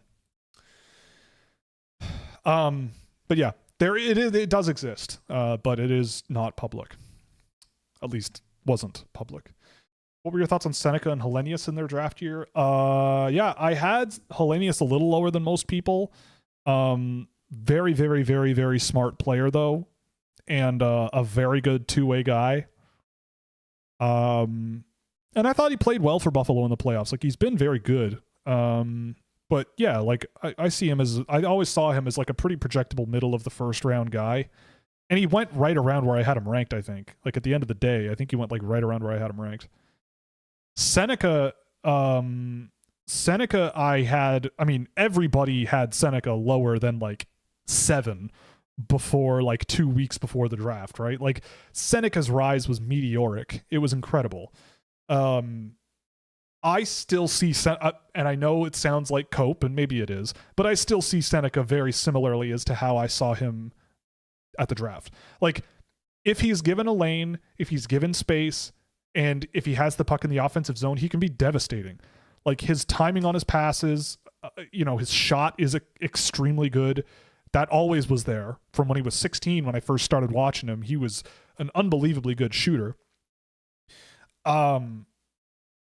And I personally believe, and you can not believe me if you want, but I think that it is a very good exercise in line construction that Seneca, Cutter Gauthier, and Mason McTavish, they were awfully good together. And when I watched this playoff, honestly, I noticed Cutter Gauthier a lot more. Seneca was scoring, but Gauthier is a guy I was lower on than I should have been, and I regret it in retrospect. Like, he has come such a long way. It's really remarkable how far he's come in his game. So I can admit that I might have gotten it wrong on him.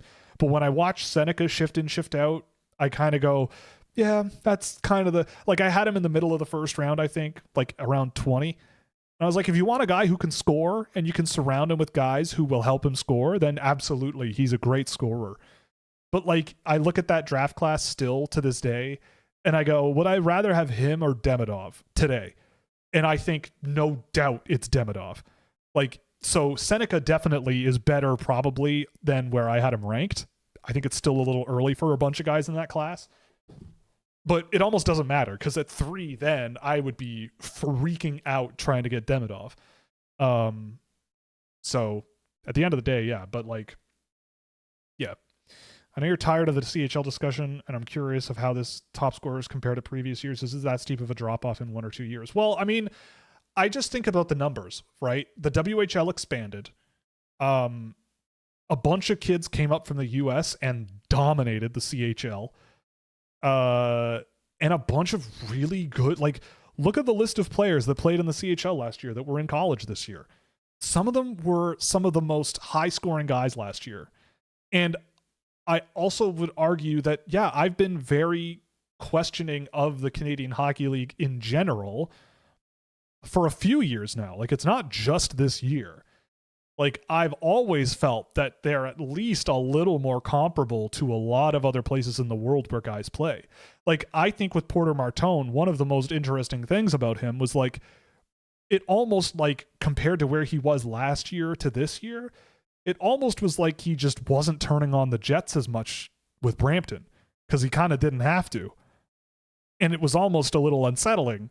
And then he goes to Michigan State, and you're like, oh, yeah, he's actually a really nasty guy and plays really physical, and there's a lot to like there, a lot more than he was with Brampton.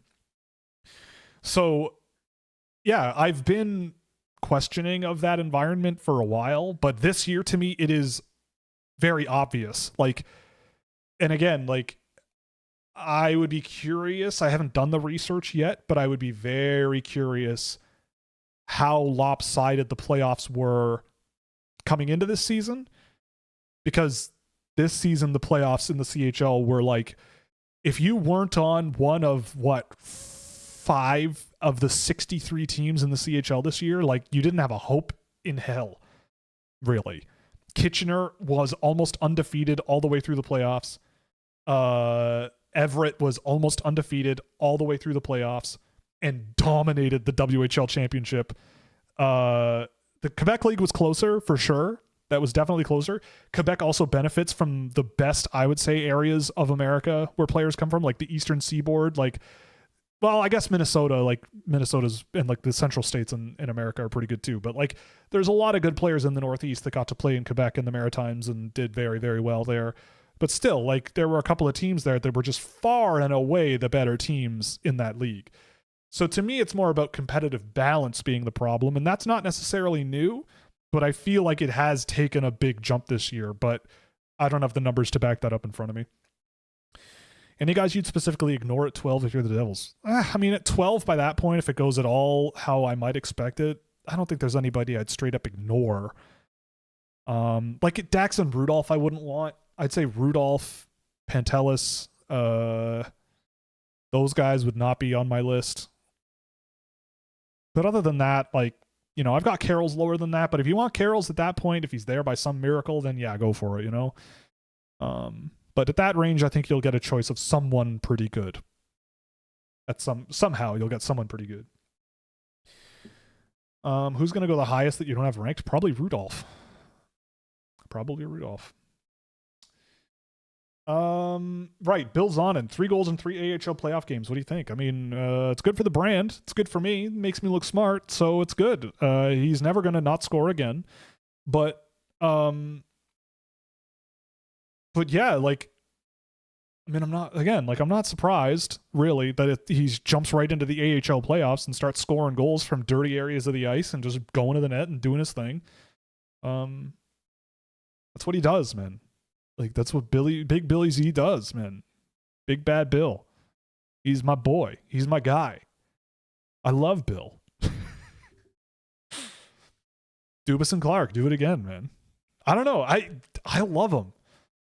Like, I was having a discussion with someone about him the other day, and it was like, you had him in the top 10, but he's like, what, a third liner? I was like, yeah, but a really, really, really good one. Like, one that on a cup-winning team, I want him as my third line center. Killing penalties, shutting down big minutes, like, and he can also score. Like, yeah, I want that on my team. Like, teams were drafting a similar archetype 15 spots higher. Like, the Penguins, you know, the Penguins they traded down, I believe, and got him. Like, yeah, dude, like, a really, really, really good one for the playoffs in the NHL. Yeah. Yeah.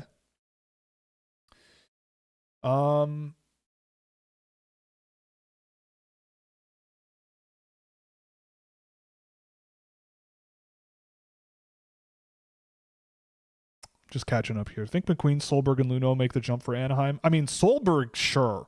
I could see Solberg playing for Anaheim relatively quickly. I would not be in any rush to play McQueen. I'm surprised they signed him this fast, honestly. I thought he was fine with Providence this year, but I did not think he looked like an NHL player. Luneau, I just haven't seen enough of him to know.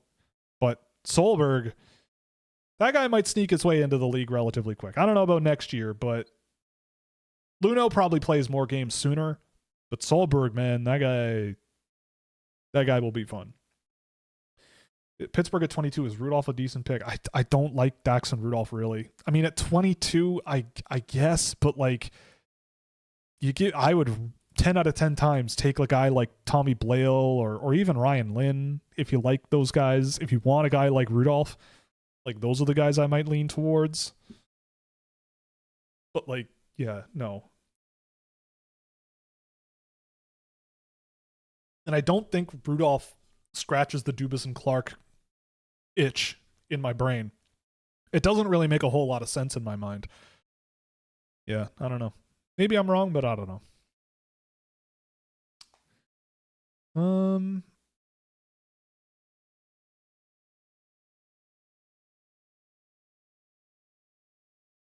I lost my spot here. Oh, favorite genre of board game. I'll say this. I love board games that are infinitely replayable, or at least take a very long time to get redundant. For example, like, obviously Settlers of Catan is the OG for that. Like, every game is different, mostly. But like Dune Imperium is really good because you can play any number of different ways and you can adapt on the fly all the time.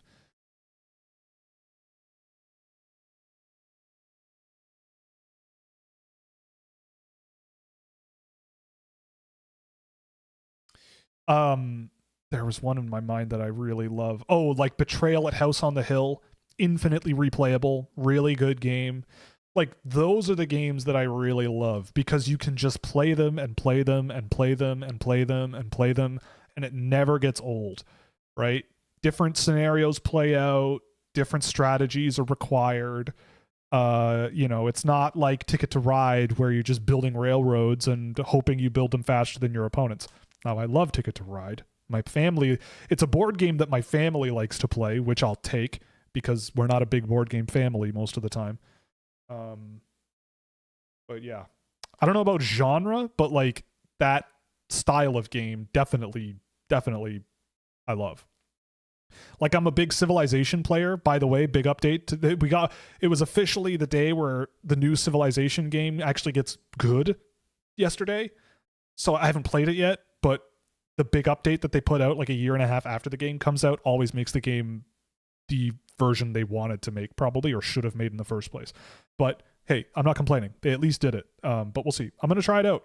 Haven't done it yet. Yeah, we got 2 Mississippi people in the chat here. If Jamie Glantz grows 2 inches, top 10 next year, dude, I love Jamie Glantz. Glantz is probably going to be very high on my list to start the year. He's on my watch list for next year. Like I've made a list of guys that I want to focus on in the summer right away, and he's there. I love Glantz, and I think he's come a long way this season as well, from the beginning of the year to the end. Like he's almost eligible for this year's draft. So realistically speaking, where would I have him if he were eligible? Like, he's sort of a close in age to Wyatt Cullen. I don't think I take him over Cullen, but like I think he's in that Belchets, Malhotra, Hermansen area, like in the 10 to 20s. So yeah, something like that. Good player. You've discussed the underwhelming data from the Ruck Twins, Klepov, Hurlburt, Malhotra. Don't actually create much offense. How much worse is their data compared to O'Brien, Bear, and Kindle? Worse. O'Brien is statistically the closest. I looked at this the other day, actually. O'Brien is statistically the closest to Malhotra, for sure. And it's pretty spooky, actually, how much they line up. And their playing style is also kind of similar.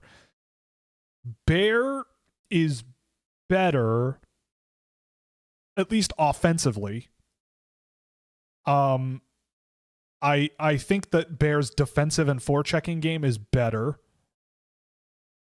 Kindle was a machine last year. Kindle was bananas good analytically. Not very physical at all. Like he's probably more along the lines of Klepov and Ruck and Hurlburt, like physically speaking. But offensively, like, and as a transition driver and as a play driver, like, yeah, no, not even really close. Like Hurlburt is a pretty good transition driver, but I don't think it's when he's under pressure. Like Kindle is just brilliant moving the puck in some way. So that I think makes a lot of sense. But yeah, those other guys, yeah, it's pretty undeniable that there's a bit of a gap. What's one thing in scouting you've really changed your mind on now that you've been doing it for a while? Well, number one, the importance of like professionalism, like the importance of a kid being able to like flip the switch from I'm a superstar hotshot kid who's going to the NHL to, oh shit, I have to really, this is different now, you know? Like not everybody can do that very easily.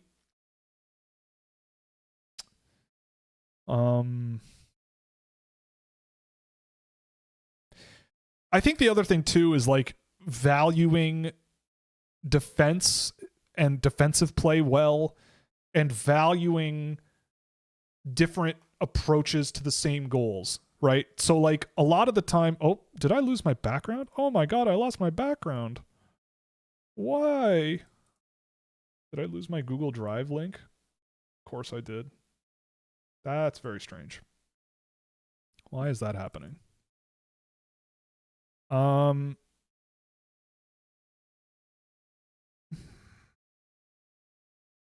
Weird.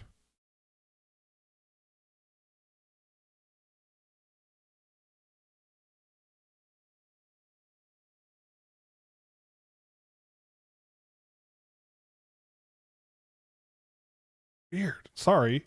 That's very weird. The folder's just gone. Oh no, there it is.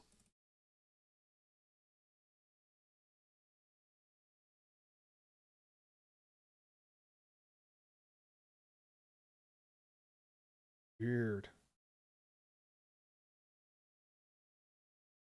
Is it? Nope, that's an old one. Tonight on Scouching Live, Will tries to figure out what the heck is going on with his show.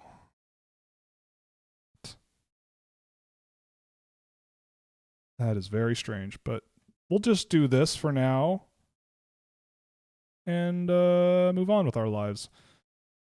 That's annoying. Anyway. Yeah, the value of defending, the value of a player that can defend at this age is very good. It's a very important thing. I don't worry so much about skill. And yeah, I mean, there's a lot of things that go on also that like also matter, I think, is the big thing. Like, and I think the other thing too is like understanding that there are a lot of different ways to play the game that are all valid. So I try not to get too much on a high horse about stuff anymore.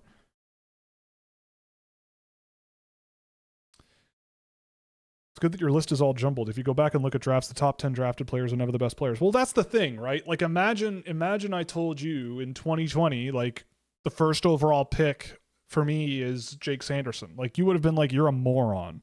You know, if I had said, oh, Lucas Raymond is just going to blow this Lafreniere guy out of the water. Like in retrospect, you were right. But at the time, people would be like, this guy's baiting me. This guy's an idiot. You know, I didn't do that, but like, you know, yeah, scouts can be wrong, man. Believe it or not, the NHL can make mistakes too. People say if I were smart, I'd be working for an NHL team, which is fair. But also, NHL teams are known for never making mistakes. No, never. Not one time. San Jose is going to take the best players, so they have more pieces for the McDavid trade. You know what? That's a good take. I'd do it. It's fair enough. Trade the second overall pick to Edmonton along with whatever and get Connor McDavid. Yeah, do it.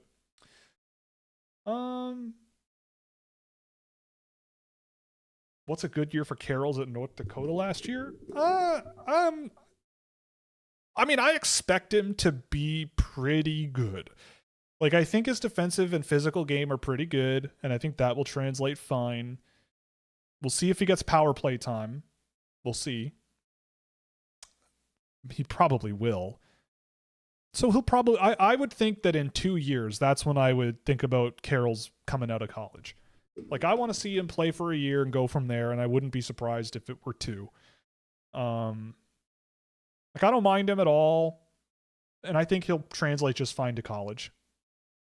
But there are some definite areas of the game that I would want to see improved a little bit before I bump him up into the professional ranks. We'll see. It'll be very interesting.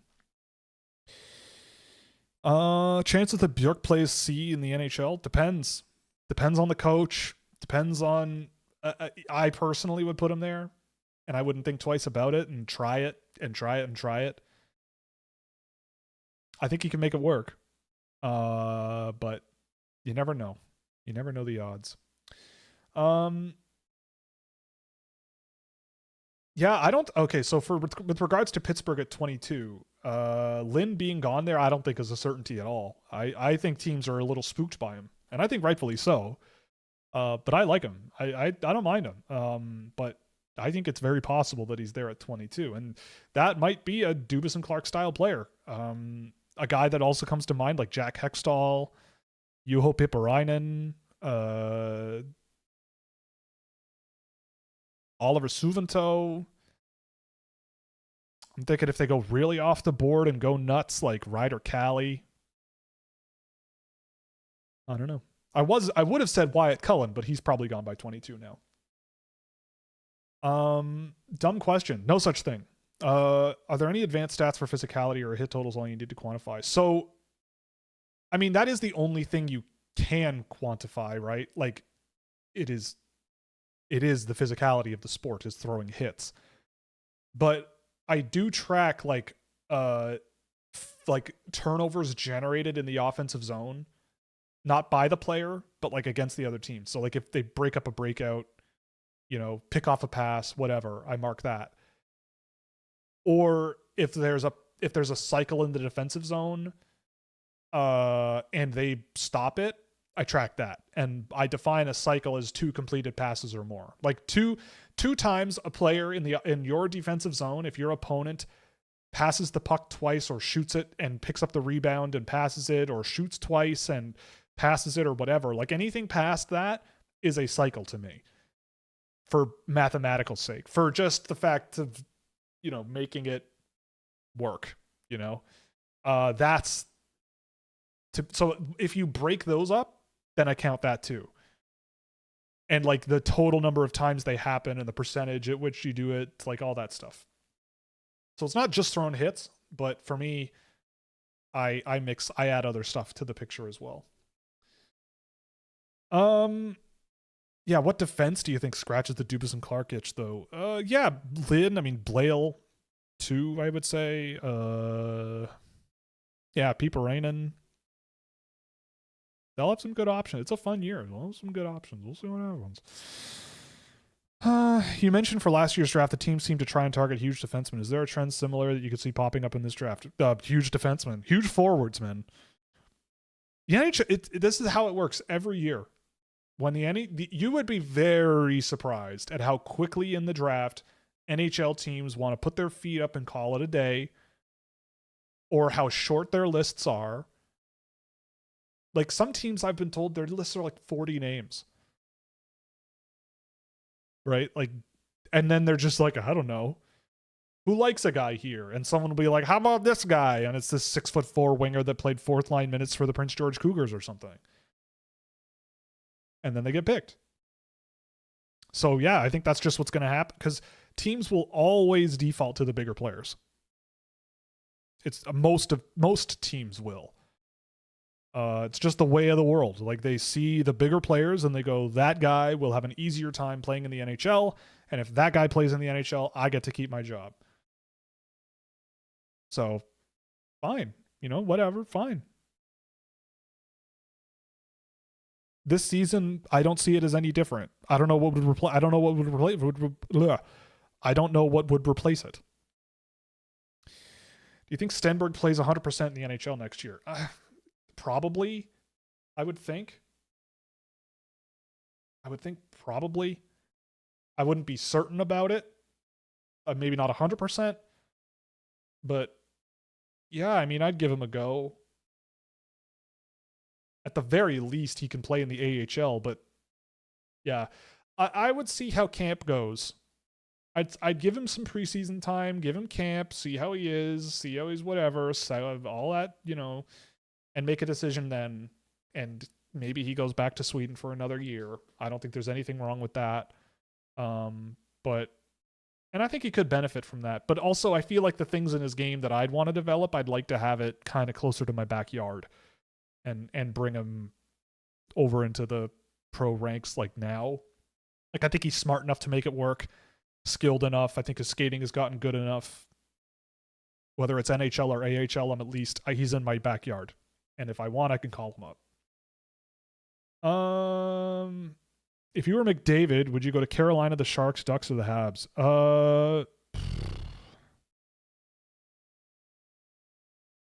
It's a good question.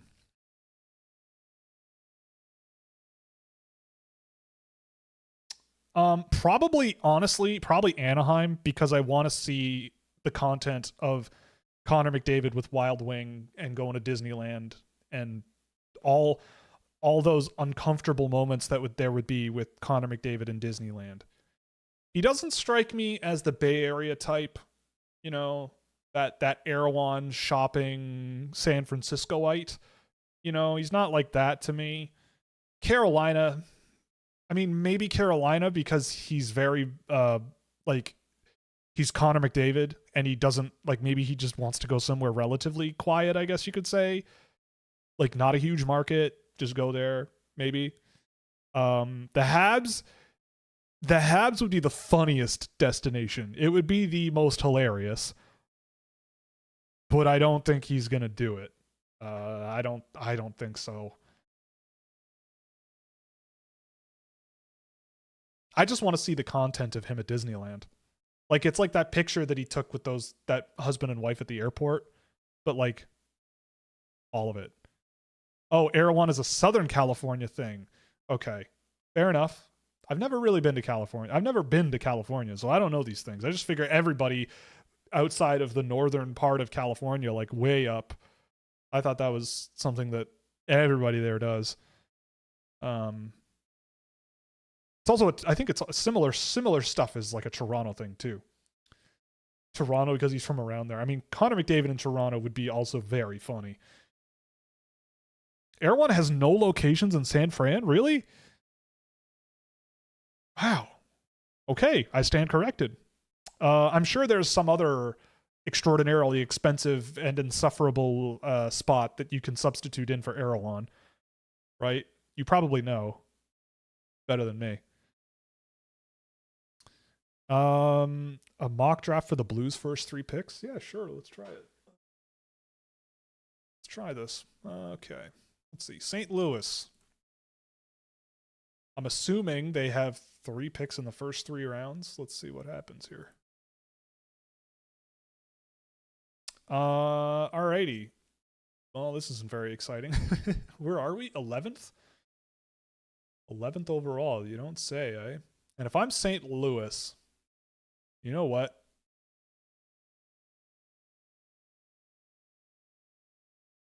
I think Malte Gustafsson would be a great pick there. Then I'd probably go Villeneuve. Oh, okay. So you have 3 first-round picks. Wow. Okay, well, I'd be pretty happy with that. Gustafsson, Villeneuve, and Preston in the first round outside of the top 10. Yeah, I'll do that. 72nd overall.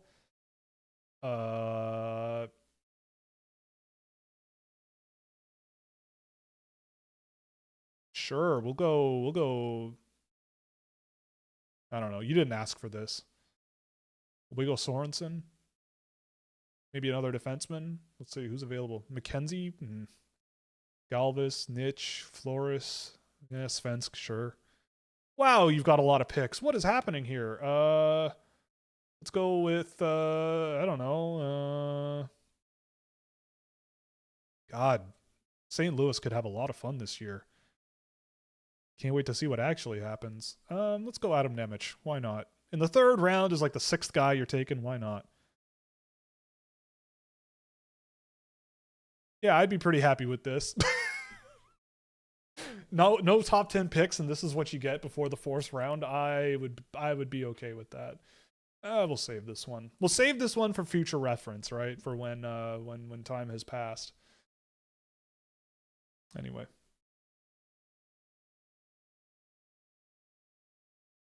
Any intriguing overagers this year? I mean, Galvis is the one that I like. Van Hanen, Fomin. I like Ivan Fomin. I think Rocky Langvard's still pretty good. Leo Sundqvist is still pretty good. I like Apo Katavisto, who's a Finnish kid.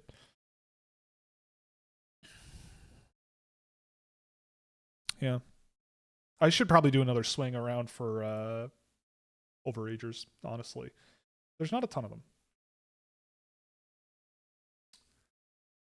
Who's your pick to be the Kindle of the draft where they shockingly play a full NHL season at 18 as a mid-first rounder?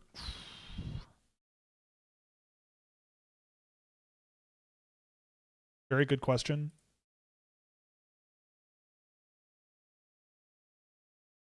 Seamus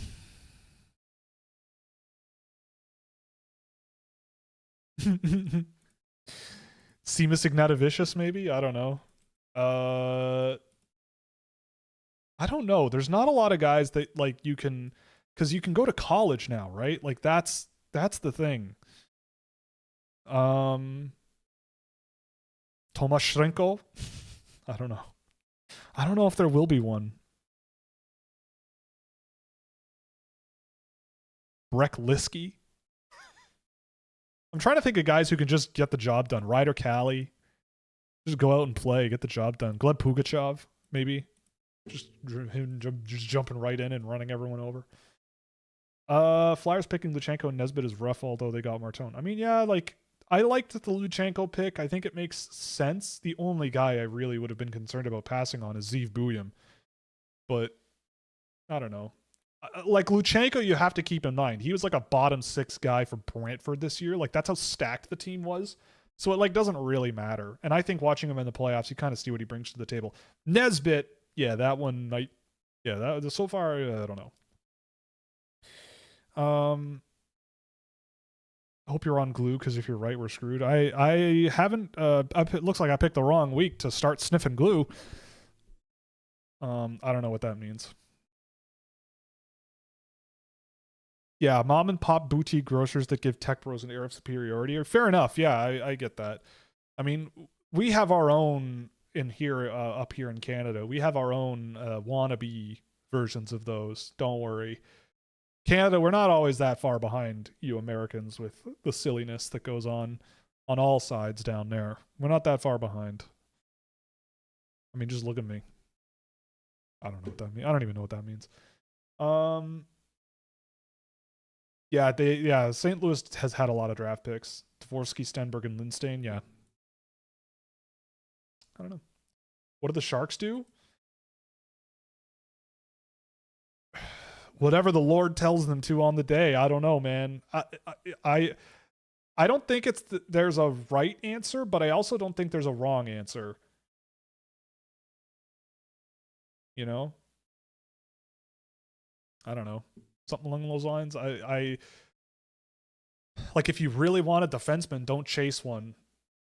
I think that if you're San Jose, you may as well either. I think the only guy drafting that high that I think is an impact player relatively quickly is Schmitz right now, as of today. But you could probably get him later or trade the pick and make a big deal for somebody who's out there. I don't know who that is. But like I'm trying to think who's a bad team that would offload a really good defenseman. Like Quinn Hughes is gone. He's not going anywhere. Like Adam Fox. Could you pry Adam Fox out of the Rangers and give the Rangers the second overall pick? Like Seattle. Well, Seattle doesn't even have really much going on there. Like Vince Dunn is not worth the second overall pick. Josh Morrissey out of Winnipeg, maybe if they want to dump him. I don't know. Roman Yossi, get old man Yossi. You know, you're not giving second overall for that at all. I don't know. It's a tough spot. In a good way. Like you have a lot of options, but I don't know what the right one is.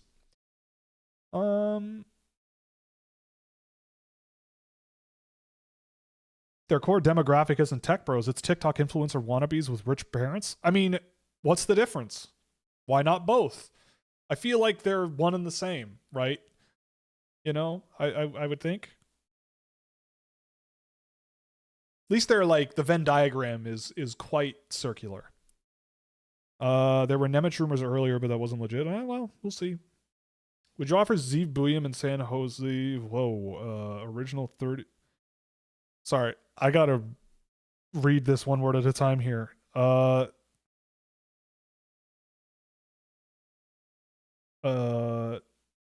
Why would you? So trade Buium and 39 to San Jose for second and 20. Okay, I don't know why San Jose would do that. Then turn third into 2 first-round picks. So trade up basically from 3 to 2, lose Buium, gain three other first-round picks. So you end up with like 2, 20, and whatever. Let's like, what would that even look like? Let's see. Vancouver. We'll say one round. Trade offers. So this 11 and 31 from St. Louis on this model would be the deal. So you would be doing 11, 31, 20, and 39 and 2. So 2, 11, 20, 31, and 39, and you lose Buium and the third overall pick. Yeah, I don't know. That's one of those things where it's so galaxy brained. I don't know. I don't think you do that. San Jose needs Stenberg. I mean, maybe. Like, do they? I mean, he'd be good there. He'd be a very useful piece, but yeah, like he'd be fine there. But dude, I don't know, man. Like, it has been 15 years since wingers went 1-2 in the draft. 15 years. The odds of that happening are not in the favor. Like, never underestimate the NHL's willingness to look for defensemen and centers. Ever. They are not shy to skip over wingers. I think we are going to see some crazy, crazy, crazy stuff. Trade down from 2 with Calgary or something and get second 28. Yeah, I mean, the thing is it's hard to know until the draft actually happens. It's hard to know who's going to offer what. But I would be very curious what those phone calls are like. Do you think Eric... I got to get out of here after this. Do you think Eric Polkamp is a legitimate power play 1 defenseman? Or well, let's see. I think Polkamp is a very good defenseman. I want to see him in the AHL first. I don't know about automatically making him top power play guy. And if that's the case, then what did you draft Sam Dickinson for, right? Like, I mean, I'm saying that sort of facetiously, but like, could Eric Polkamp be your Shane Gostisbehere one day? Yeah, sure. I could see it. Why not? Take Stenberg and trade Eklund for less return? Yeah, you could do that. Why not? When was the last time a top 3 pick was traded? That's a very good question. It has been a very long time.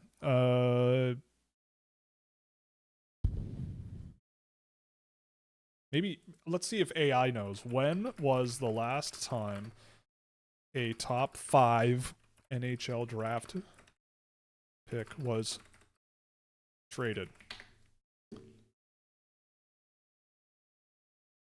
Polkamp had 6 shots and 1 assist in his first AHL game. Yeah, that tracks.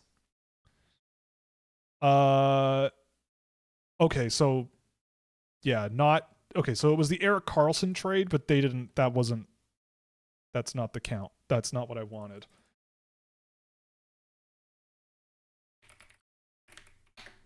But yeah, I think it was the early 2000s back in those days.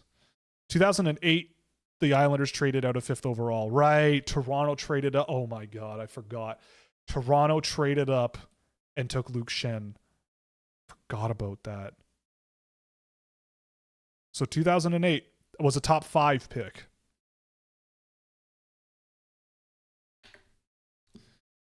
...2008, baby. That's my draft year. Okay, so in the salary cap era, no team has traded a top 3 draft pick. There you go. 2008 was the last time a top 5 pick got traded. So that's also very unlikely too. But this season, I mean, I would be curious. That's all. I'd be curious what people were offering. Like, seeing what Arizona gave up to move up and take Connor Geekie. Like, Lane Hudson could be a San Jose Shark right now, right? Like, I don't know.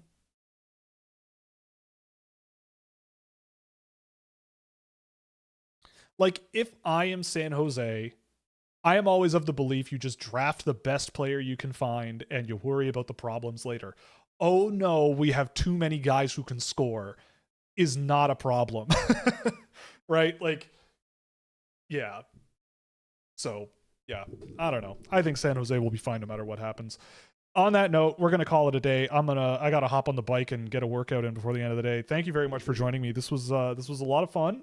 Nice big turnout today, which is great. I was scratching my nose, not picking it. Don't come at me. We'll be back Monday night, normal time, 8 p.m. Eastern time. We got an Xavier Villeneuve report dropping tomorrow at noon. We got one report out with subscribers today that will be coming out next weekend. We'll have another one going to subscribers tomorrow. So if you haven't already, check out scouching.ca. You can also use our draft simulator, scouchsim.com. Play around with that. It's been amazing seeing everybody using it. I pulled some of the user data. Again, it's anonymized, so don't worry. I don't know who's doing what. But I pulled the user data for who's picking whom where, and there's some fascinating stuff. So we're going to we're going to have a fun look at that towards the end of the season, as closer to the draft, just to see, maybe throw some ideas out there and see how things look in the future. Thanks very much. See you next week. All your other depressed hockey fan friends, when your teams are terrible, tell them to watch the show Monday night and Thursday afternoons, 2 p.m. Eastern, because we try to have fun here. And congrats to the person who won Survivor. They deserved it. Was rough getting there, but they deserved it. Anyway, thanks for watching, and we'll see you Monday night. Okay, bye.